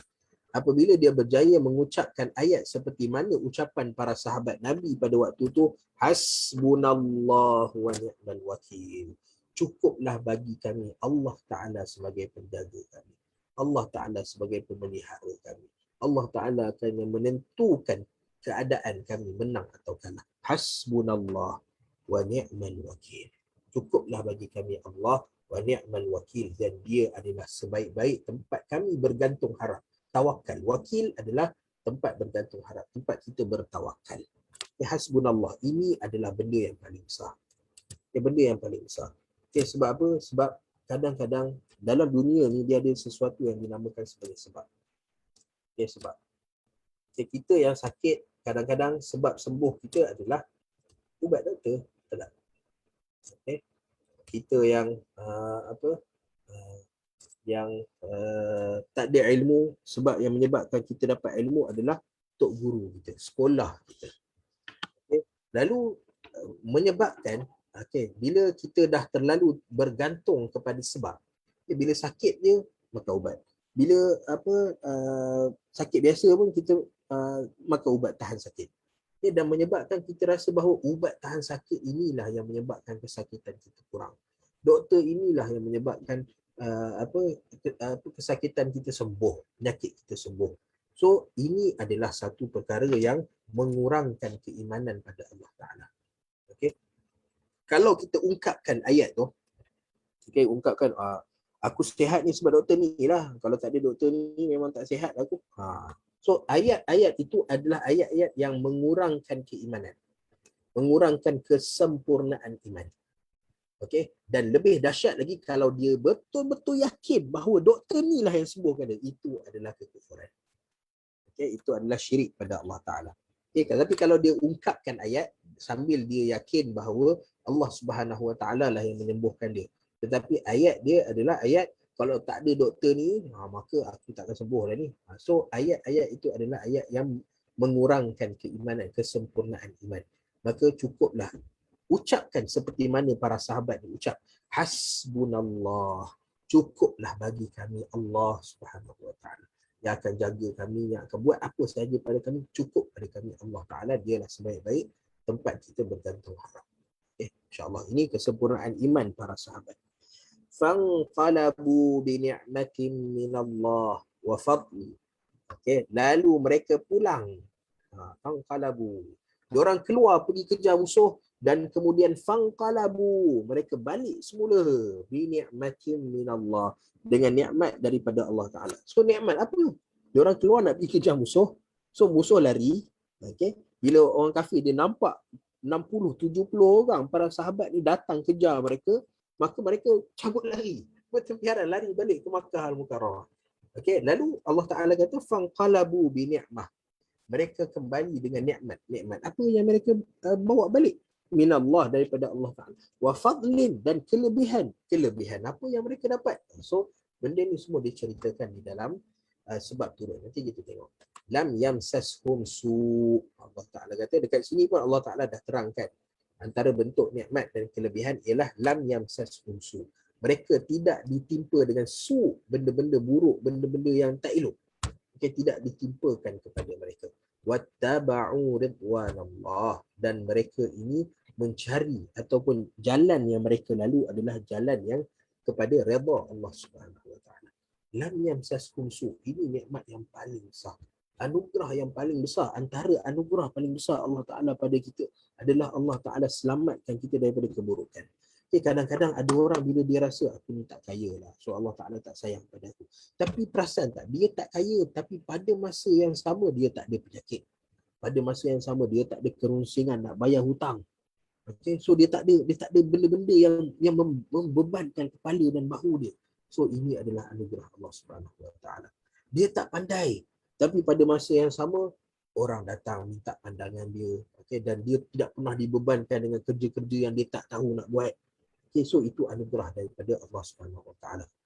Bila dia tak ada kemampuan daripada Allah Ta'ala tak datangkan pada dia ahli keluarga yang ramai ke, yang banyak ke, yang membebankan diri dia. So itu adalah nikmat daripada Allah Ta'ala. Lam yamsashum su. Orang ini tidak ditimpa dengan musibah, bencana ataupun benda-benda yang buruk. Dan wattaba'u ridwanallah. Perjalanan mereka adalah perjalanan mencari redha Allah Subhanahu Wa Ta'ala. Wallahu dzu fadlin 'azim. Allah Ta'ala memiliki kebaikan, kelebihan yang sangat hebat, sangat banyak. Dan sebahagiannya Allah Ta'ala berikan kepada ni. Kepada orang-orang yang pergi kejar musuh di dalam peperangan itu. Lalu apa sebab turunnya ayat ni? Kita nak tahu siapa dia yang istajabu lillah, siapa dia yang menyahut panggilan ni. Dan orang ni dapat gelaran, dapat title ahsanu. Ahsanu ni kita bagi dia gelaran datuk di sisi Allah Ta'ala. Wattaqau, bertakwa ni gelaran tun. Takwa ni gelaran paling tinggi sekali. Dapat gelaran tun di sisi Allah Subhanahu Wa Ta'ala. Dan di mana Allah Ta'ala sebut mereka ni fazadahum imana. Mereka ni berada, keimanan mereka makin meningkat pada Allah Ta'ala. Dan keimanan mereka adalah keimanan yang sempurna.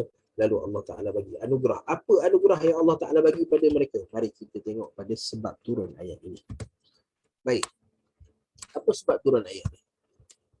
Sebab turun ayat ini ialah an Ikrimah. Ya, Ikrimah ni adalah seorang alim tabi'in. Dia adalah salah seorang tabi'in yang merupakan anak murid kepada Abdullah bin Abbas radhiyallahu taala anhu. Okey. Kalau kita tengok Abdullah bin Abbas ni memang terkenal sebab apa? Dia adalah turjuman Al-Quran. Dia adalah orang yang paling antara yang paling pakar dalam pentafsiran Al-Quran. Dan Abdullah bin Abbas ni ada beberapa anak murid. Dia ada sekolah dia, sekolah the school of Ibnu Abbas School of Thought. Contohnya lah. Okey, sekolah pemikiran Ibnu Abbas radhiyallahu taala anhuma. Okey, lalu Ibnu Abbas ni ada anak-anak murid dia, dan antara anak murid dia yang paling hebat adalah Mujahid Ibnu Jabr. Okay, Mujahid Ibnu Jabr ni adalah orang yang kata bahawa kalau kamu nak tahu tafsir daripada Ibnu Abbas, tanya pada aku. Aku dah lalu tafsir dengan Ibnu Abbas daripada mula Al-Fatihah sampai habis An-Nas 3 kali, kata Mujahid Ibnu Jabr. Okay, dan antara anak murid Ibnu Abbas yang terkenal lagi adalah Ikrimah. Okay, Ikrimah ni adalah anak murid Ibnu Abbas. Okay, lalu kata Ikrimah berkata, qala Ibnu Abbas. Ibnu Abbas pernah berkata, radhiyallahu ta'ala anhuma, lamman sarafa al-musyrikuna an Uhud wa balaghu ar-Rawha. Okay, apabila orang-orang musyrikin sampai dekat suatu tempat, okay, mereka dah meninggalkan medan Uhud ni, lalu mereka sampai ke suatu tempat yang namanya Ar-Rawha. Okay. Qalu la Muhammadan qataltumuh walal qawa'iba ardaftum. Okey, lalu mereka berkata la Muhammadan qataltumuh. Okey, mereka dah lari daripada medan perang ni, dah berundur daripada medan perang. Lalu tengah-tengah jalan tu mereka kata sesama mereka, Allah, Muhammad pun kita tak dapat bunuh, dan walal qawa'iba ardaftum. Qawa'ib ni adalah hamba-hamba perempuan. Hamba-hamba perempuan. Orang kafir kan dia suka ambil hamba-hamba perempuan. Nak jadikan betul-betul jadikan hamba. Perempuan-perempuan ni semua dijadikan hamba. Walal kawa'iba ardaftum. Dan hamba-hamba pun tak ada. Maksudnya apa yang kita buat? Wa bi sama sana'tum. Ini benda yang paling merugikan, benda paling teruk yang kita pernah buat dalam sejarah kita, inilah dia. Keluar pergi perang, yang kita nak perang pun tak mati, dan harta rampasan pun tak ada. Walal kawa'iba ardaftum. Wa bi sama sana'tum. Inilah seburuk-buruk benda yang kita lakukan. Irji'u, baliklah kita. Okay. Jom kita balik. Okay. Dalam keadaan mereka nak balik tu pun, mereka masih rasa lagi, apa kata kalau kita serang balik umat Islam. Okay. Fabalagha dhalika Rasulullah sallallahu alaihi wasallam. Okay. Lalu berita ni sampai kepada Nabi SAW. Macam mana boleh sampai Nabi? Nabi SAW, antara kebiasaan orang-orang Arab ataupun mana-mana peperangan pun, dia akan ada kumpulan yang berada di hadapan. Okey, dipanggil spy lah kan. Orang perisik, okey, yang nak merisik keadaan musuh. Okay, dalam peperangan Badar, Nabi hantar perisik untuk tengok berapa banyak ekor unta yang disembelih. Nak tahu bilangan orang kafir pada waktu tu, Nabi tengok daripada bilangan binatang yang disembelih. So bila disembelih binatang 10 ekor unta, bermakna mereka ada 1000 orang. Nabi tahu. Okey, so golongan perisik. So Nabi hantar perisik, dan perisik Nabi bagi tahu bahawa mereka dah moral dah down. Moral dah down, dah tak larat nak perang dah. Tapi masih berjalan perlahan-lahan ini. Okay. Fanadiban nas fantadabu. Maka Nabi kata, kita pergi halau mereka. Pergi balik daripada jalan cepat-cepat. Daripada kawasan Rawha ni terus pergi balik Mekah. Okay. Fantadabu hatta balaghu Hamra'ul Asdi wa bi'ra abi Ainabah. Okey, dalam satu riwayat lain, wa bi'ra abi Utbah. Okey, kawasan bi'r abi Utbah. Okey, balaghu Hamra'ul Asad, mereka dikejar. Tentera yang Nabi SAW hantar, kumpulan yang Nabi hantar ni berjaya halau musuh sampai ke kawasan Hamra'ul Asad, 30 km. Wa bi'ra abi Utbah ataupun bi'ra abi Ainabah. Okey, fa anzalallahu ta'ala, maka Allah Ta'ala turunkan ayat. Inilah golongan yang istajabu li rabbihim, istajabu lillahi wa rasul, yang menyahut panggilan Allah Subhanahu wa taala, yang menyahut panggilan Nabi sallallahu alaihi wasallam, walaupun mereka berada di dalam al-qarh, mereka berada di dalam kesakitan, dalam keadaan luka, cedera. Okay. Wa qad kana Abu Sufyan qala lin Nabi sallallahu alaihi wasallam, mau'iduka mawsimu badrin haitsu qataltum ashabana فأما الجبان فرجع وأما الشجاع فأخذ أحبة القتال والتجارة. Okey, ada pun Abu Sufyan. Okey, sebelum dia meninggalkan medan perang Uhud. Okey, Abu Sufyan sebelum dia tinggalkan peperangan Uhud tu, maka dia kata pada Nabi SAW, wahai Muhammad, kita kira seri je kita kat Uhud. Oh, dia nak seri pula. Okey. Abu Sufyan kata kita nak seri. Kita seri dekat Uhud ni. Okey. Lalu kita sambung peperangan kita tahun depan dekat tempat yang sama tempat berlakunya peperangan Badar. Okey, Abu Sufyan kata pada Nabi SAW sebelum meninggalkan kawasan Uhud. Okey, Abu Sufyan kata, wahai Muhammad, kita seri. Okey, lalu kita nak selesaikan perhitungan kita yang belum selesai ni, kita jumpa tahun depan di Badar. Okey, fa ammal jabanu faraja. Siapa penakut dia tak datang. Oh, kata Abu Sufyan, semangat. Siapa penakut? Jaban, penakut. Dia tak datang. Wa amma syuja'u fa akhadha uhubbatal qitali wat tijarah. So siapa yang kuat, yang menang dalam peperangan Badar tu, maka dia akan uhubbatal qital, dia menang dalam perang dan dia akan menguasai jalan perniagaan. Okay. Tijarah. So Abu Sufyan dia letak dia punya chip of bargain dia. Okay, dia bargain dia, chip dia adalah, okey wahai Muhammad, kalau kamu menang dalam perang Badar, kami tak akan perang dengan kamu dah.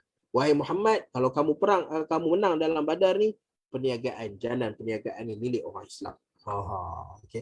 Dan kenapa disebut tijarah? Kerana kawasan Badar ini adalah laluan pedagang-pedagang.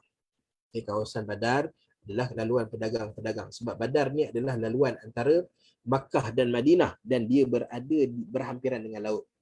Okay, so kawasan yang berhampiran dengan laut ni adalah kawasan-kawasan yang menjadi tumpuan orang. Okay, lalu dekat kawasan Badar ni ada pasar-pasar yang dibuka.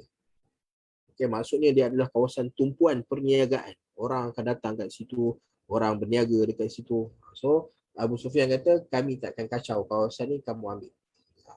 Okay, so itu janji Abu Sufyan. Okay, lalu Nabi SAW bila dengar benda ni, oh ini baik ni. Okay, maka Nabi bila Abu Sufyan dia menjerit, dia lepas dia buat perjanjian dengan Nabi SAW, maka dia jerit dia jerit lah, u'lu hubal. Dia kata, semoga hubal ni adalah berhala yang paling besar berada di Kaabah. Okey, lalu dia kata u'lu hubal, maksudnya hubal ni adalah yang paling hebat, paling tinggi. Maka Nabi SAW kata pada orang Islam, balas balik, Allahu a'la wa ajal. Kalau hubal tu hebat sangat, Allah a'la, lebih tinggi daripada hubal, wa ajal, lebih hebat dan lebih mulia daripada hubal, kata Nabi SAW. Minta para sahabat sebutkan benda tu pada Abu Sufyan. Okey. Lalu so bila Nabi respon seperti itu, seolah-olah Nabi kata, okey, deal, kita jumpa dalam perang kawasan Badar tahun depan. Okay, tapi pada masa yang sama Nabi nak bagi tahu bahawa peperangan Uhud tak ada stalemate, bukan seri. Tapi dalam perang Uhud orang Islam menang. Maka sebab tu walaupun orang kafir Quraisy dia dah berundur dan teragak-agak nak serang balik Madinah Munawwarah, Nabi hantar dulu kumpulan tentera Nabi untuk takutkan orang kafir Quraisy di kawasan Hamra'ul Asad dan Bi'r Abi Utbah, lalu menyebabkan orang kafir itu kata, baliklah semua balik sebelum kena bunuh dengan Muhammad dan tentera dia. Semua balik. Okey. So apa jadi seterusnya? Tahun depan tu maka orang Islam prepare, ready. Sebelum ni perang Badar orang Islam tak ready. Okey, datang kosong ni. Tapi kali ni nak pergi perang Badar, maka tahun 4 Hijrah mereka bersiap sedia. Bersiap sedia dengan kelengkapan perang semua. So kita pergi ke Badar untuk lawan dengan Abu Sufyan. Sampai kat Badar, tunggu. Orang kafir tak datang. Okey, menyebabkan sebelum tu Abu Sufyan dah kata dah, ammal jabanu faraja. Okey, ada pun orang-orang yang penakut, maka dia tak akan datang, dia akan balik. Okey, tapi yang syuja', yang menang, yang berani, dia akan datang dalam medan perang dan dia akan dapat kelebihan dia. So orang Islam pun tunggulah orang kafir mananya kata berani sangat ni, mana dia? Okey, falam yajidu bihi ahada. Okey, maka mereka tak jumpa siapa-siapa orang kafir yang, kalau ada pun orang kafir kat situ, orang kafir yang tak nak perang, nak berniaga je, kawasan perniagaan kan. So falam yajidu bihi ahada, tak jumpa sesiapa pun dekat situ. Wa tasawwaqu, lalu orang Islam buat apa kat situ? Kerana kawasan tu kawasan pasar dan orang kafir pun tak datang, maka mereka pun shopping. Tasawwaqu, mereka bershopping.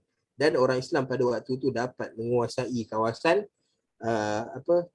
perniagaan dekat kawasan Badar, yang menyebabkan orang kafir sangat marah. Okey, dan kafir yang marah pada orang Islam pada waktu itu bukan hanya kafir Quraisy sahaja yang dekat Mekah, tetapi kafir-kafir yang berada di sekeliling Madinah semua marah kepada Nabi SAW. Patutnya mereka marah pada Abu Sufyan. Abu Sufyan yang buat deal. Dan mereka setuju pula dengan deal Abu Sufyan. Sebab mereka rasa bahawa orang Islam akan kalah dekat kawasan Badar sekali lagi. Tapi rupanya orang kafir tak datang pun. Tak datang pun. Dah buat perjanjian tapi tak datang. Okey, menyebabkan Nabi SAW dapat menguasai kawasan perjalanan, perniagaan dekat kawasan Badar. Okay, menyebabkan semua orang-orang kafir sekeliling Madinah Al-Munawwarah, daripada Makkah, daripada selatan Arab Saudi, daripada utara Arab Saudi, semua marah pada Nabi SAW. Akhirnya mereka berhimpun. Mereka berhimpun beramai-ramai dengan bilangan 10,000 orang pada bulan Syawal tahun ke-5 Hijrah untuk serang Madinah Al-Munawwarah dalam satu peperangan, yang mana pada peperangan ini Nabi SAW menggali parit, dan peperangan ini dinamakan peperangan Khandaq. So itu punca daripada berlakunya peperangan Khandaq. Okey. Riwayat ini adalah satu riwayat dikeluarkan oleh Imam An-Nasa'i rahimahullahu taala. Ada sebahagian ahli ilmu mempertikaikan riwayat ini dengan mengatakan ia adalah mursal Ikrimah. Okay, mursal Ikrimah ni maksudnya Ikrimah dia meriwayatkan daripada diri dia sendiri, bukan daripada Ibnu Abbas. Okay, bukan daripada Ibnu Abbas radhiyallahu taala anhuma. Maksudnya dia Ikrimah sendiri yang cerita benda ni. Okay, bukan dapat daripada Ibnu Abbas radhiyallahu taala anhu. Walau bagaimanapun, okay, kita yakin bahawa Ikrimah dapat daripada Ibnu Abbas radhiyallahu taala anhu. Sebab apa? Kerana ada sokongan daripada satu riwayat lain. Riwayat apa? Riwayat daripada Aisyah yang dikeluarkan oleh Al-Bukhari. Imam Al-Bukhari keluarkan riwayat ni. So ia adalah riwayat yang sangat kuat. Okay. Apa dia? Kata Aisyah radhiyallahu taala anha. Aisyah berkata, alladzina istajabu lillahi war rasul min ba'di ma asabahumul qarh. Aisyah membaca ayat ini. Lalu lilladzina ahsanu minhum wattaqau ajrun azim. Lalu Aisyah berkata, bagi mereka ini, orang yang Allah Taala sebut dalam Al-Quran ni, kedudukan ihsan dan ganjaran takwa di sisi Allah Taala. Okay, maka Aisyah kata qalat li Urwah. Aisyah berkata kepada Urwah. Urwah ni anak saudara dia. Anak kepada kakak dia, Asma bintu Abu Bakar. Ya bena ukhti, wahai anak saudaraku, kana abawaka minhum. Okey, lalu Aisyah kata di antara orang-orang yang pergi menyahut panggilan Nabi SAW ni adalah Az-Zubair, bapa kepada Urwah, wa Abu Bakar, datuk kepada Urwah. Okay. Lalu Aisyah kata, wahai Urwah, antara orang yang menyahut panggilan Allah Ta'ala dan Nabi SAW untuk dikejar balik orang kafir dalam keadaan mereka sedang cedera dan luka parah adalah Az-Zubair, bapa kamu, wa Abu Bakar, dan datuk kamu. Kata Aisyah radhiyallahu ta'ala. Lamma asaba Rasulullah sallallahu alaihi wasallam ma asaba yaum Uhud. Okey, apabila menimpa Nabi sallallahu alaihi wasallam apa yang ditimpa pada yaum Uhud. Okey, wan sarafa anhu al-musyrikun, dan orang-orang musyrik pun beredar daripada peperangan Uhud. Khafa an yarji'u.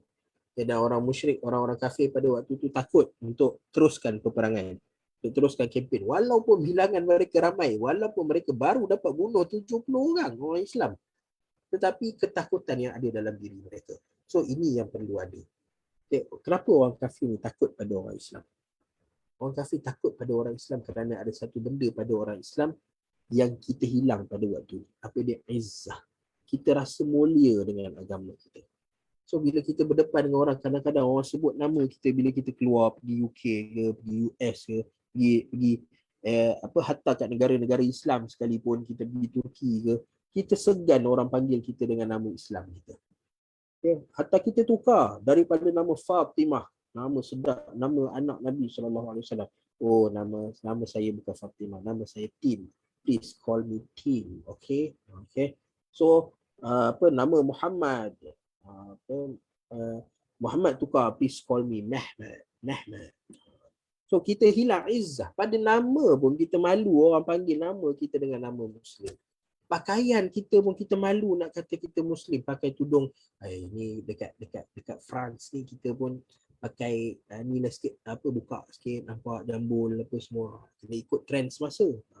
So kita malu untuk memakai, untuk menggambarkan diri kita seorang Muslim. Nak bercakap pun kan baru-baru ni kan, kita bangga dengan salah seorang menteri kita yang pergi dekat convention antarabangsa dan dia bercakap bahasa Melayu.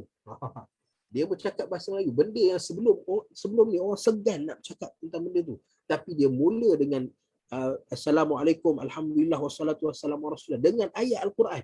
So ini satu benda yang kita boleh banggakan. Tak kira lah, jangan masuk politik tu perkara luar. Tapi nak cerita tentang izzah seorang Muslim.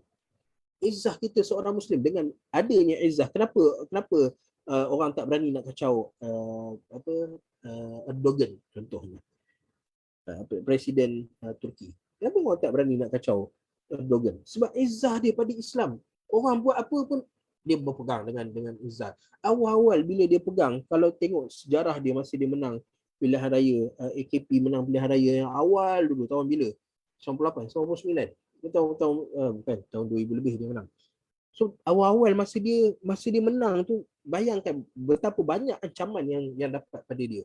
Parlimen dia lawan dengan dia, tak boleh nak pakai tudung apa semua. Tapi tengok dia kekalkan izzah dia. Dia kata pakai tudung. Azan mesti dalam bahasa Arab. Okay, semua baca, hidupkan balik madrasah-madrasah yang mengajar agama. Tengok izzah dia. Sampai hari ni orang segan dengan dia. Sampai hari ni orang tak berani nak sentuh dia. Dia tunjuk izzah dia bila dia tak diberi ruang nak bercakap, nak hentam Israel, maka dia tinggalkan majlis. Itu izzah seorang Muslim. Dan izzah inilah yang menyebabkan rasa takut dalam diri orang-orang kafir. Tapi bila kita hilang izzah tersebut, maka apa lagi yang tinggal pada diri kita? Sebab tu orang buat kita macam bola, jentik sana, jentik sini, tolak sana, tolak sini. Sebab apa? Sebab izzah kita. Kita rasa kemuliaan kita dah hilang. Okay? Maka bila mana Nabi SAW nampak ketakutan daripada orang kafir ni, maka qala may yadhhabu fi ithrihim, siapa yang nak pergi kejar, ikut jejak langkah mereka, pergi halau mereka balik terus ke Makkah. Fantadaba minhum sab'una rajula, maka yang menyahut panggilan, kata Aisyah radhiyallahu taala anha, yang menyahut panggilan Nabi SAW 70 orang lelaki. Okey, dan syarat yang Nabi SAW letakkan, okey, bagi orang yang nak kejar balik orang kafir ni adalah orang yang hanya berperang pada hari Sabtu.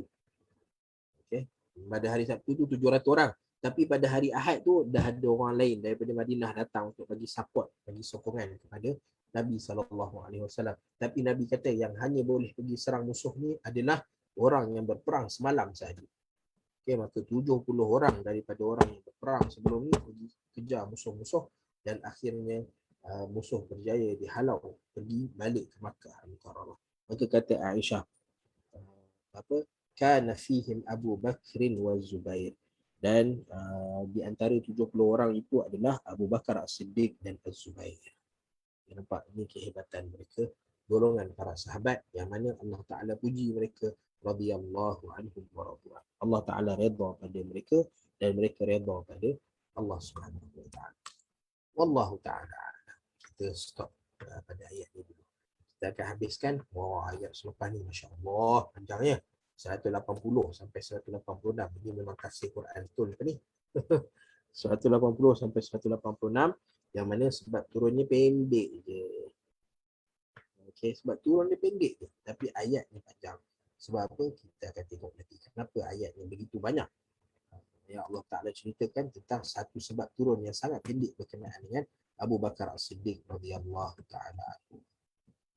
Kemudian kita ada 188, 195, 4 ayat je lagi. 4 kategori, 4 ni 180, 86 ni dan 6 ayat tadi. Okey. So 4 kategori je lagi, insya-Allah. Kemudian kita habis daripada surah Ali Imran dan kita akan masuk pada surah Nisa. Okey, lalu sebelum kita tutup, kita nak tengok soalan. Alamak Ustaz, saya kena keluar. Okey, tak apa, itu bukan soalan. Okey. Ustaz, bila Imam Abu Daud melahirkan kebimbangan tentang tambahan wa bihamdih dalam rukuk dan sujud, artinya tambahan wa bihamdih itu dhaif kan Ustaz? Ya, kalau dia Imam Abu Daud rahimahullahu taala, bila dia memberi ta'liq, memberi komen kepada riwayat-riwayat yang dia bawa datang, maka Imam Abu Daud rahimahullahu taala sebut dalam risalahnya kepada ahli Makkah, kepada penduduk Makkah, bahawa benda-benda yang dia komen maka ada masalah pada hadis tersebut. Melainkan kalau komen dia tu adalah komen yang sahih, hasan, yang tu komen yang baik. Okay, kalau dia senyap ataupun dia komen benda yang baik, so hadis tu baik. Tapi kalau dia komen tentang penambahan-penambahan, okay, maka ada masalah. Cuma kita kena bagi tahu bahawa subhanallah wa bihamdih diriwayatkan oleh semua ashabul kutub. Kesemua ashab kutubus sittah, semua kitab kutub sittah, Bukhari, Muslim, apa semua subhanallah wa bihamdih, subhana rabbiyal a'la wa bihamdih, subhana rabbiyal azim wa bihamdih. Okay. Mereka meriwayatkan ziyadah dia, semua ashabul kutub kecuali Bukhari dan Muslim. Mereka meriwayatkan, dan Imam Ahmad sekali, okay, di mana yang meriwayatkan subhan rabbiyal azim wa bihamdih, subhan rabbiyal a'la wa bihamdih adalah imam yang empat, ashab kutubus sittah kecuali Al-Bukhari dan Muslim dan Imam Ahmad. Okay, mereka meriwayatkan subhan rabbiyal azim wa bihamdih, subhan rabbiyal a'la wa bihamdih. So kerana itu bacaan kita dalam solat, kita boleh baca subhana rabbiyal azim tanpa wa bihamdih. Okey, kita boleh baca subhana rabbiyal a'la tanpa wa bihamdih, dan kita boleh baca dengan wa bihamdih, dan kita juga boleh baca dengan bacaan yang datang dalam Bukhari dan Muslim, iaitu subhanakallahumma rabbana wa bihamdik Allahumma ighfirli. Okay, subhanakallahumma wa bihamdik Allahumma ighfirli. Ataupun apa bacaan dia, subhanakallahumma wa bihamdik Allahumma ighfirli, yang berakhir dengan doa ya Allah ampunkanlah aku. Okay. Dan tambahan wa bihamdih tu kalau dalam Abu Daud dia kata alla takuna mahfuzah, dia takut benda tu tak mahfuzah, tak dihafal, bukan menjadi kebiasaan bacaan, tetapi kerana diriwayatkan oleh kutub-kutub yang lain, maksudnya dengan jalan-jalan periwayatan yang lain, menyebabkan kalaulah bagi Imam Abu Daud sekalipun benda tu adalah, lafaz tu adalah dhaif, tapi dengan kekuatan riwayat-riwayat yang lain menyebabkan lafaz itu menjadi lafaz yang boleh diterima pakai. Wallahu ta'ala a'lam. Bab-bab zikir ni antara bab yang complicated sikit dalam perbincangan dia. Sebab apa? Sebab kalau ada satu je jalan yang okey, walaupun riwayat tentang hadis ni, tentang zikir ni dibawa oleh 5 orang, 4 orang bawa riwayat yang lemah, tapi ada satu orang bawa riwayat yang sahih, maka sahih tu pun diterima pakai. Okey, dia dhaif di sisi Abu Daud, tak semestinya riwayat tu dhaif. Mungkin ada jalan lain yang dibawa oleh At-Tirmidzi, An-Nasa'i yang menguatkan bacaan subhana rabbiyal a'la wa bihamdih, subhana rabbiyal azim wa bihamdih. Okey, wallahu a'lam.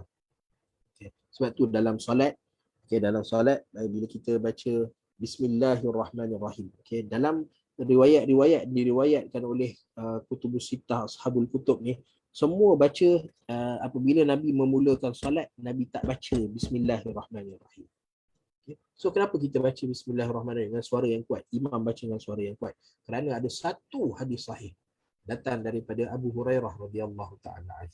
So kerana satu hadis yang sahih ni menyebabkan boleh baca bismillahirrahmanirrahim dengan suara yang kuat, suara yang nyaring, suara yang tinggi. Ini nampak. So dalam bab-bab amal, selain benda-benda yang fardu ni, maka luas. Satu je riwayat yang sahih, kita boleh pakai riwayat tersebut. Wallahu ta'ala a'lam. Okay. So, ada soalan lain? Tak ada. Baik, kita akan tangguhkan dulu perkongsian kita. Sekarang pun dah masuk azan asar, maka kita tangguhkan dulu. Apa yang baik itu daripada Allah Subhanahu Wa Taala. Yang buruk itu datangnya daripada kekurangan dan kelemahan diri saya sendiri, maka kita tangguhkan perkongsian kita pada petang ini dengan kafaratul majlis, tasbih kafarah. Subhanakallahumma wa bihamdik, ashhadu an la ilaha illa anta, astaghfiruka wa atubu ilaik. Wa sallallahu ala nabiyyina Muhammad wa ala alihi wa ashabihi ajma'in. Walhamdulillahi rabbil alamin. kita jumpa lagi pada sesi akan datang. Assalamualaikum warahmatullahi wabarakatuh. Waalaikumsalam. Terima kasih Ustaz. Sama-sama.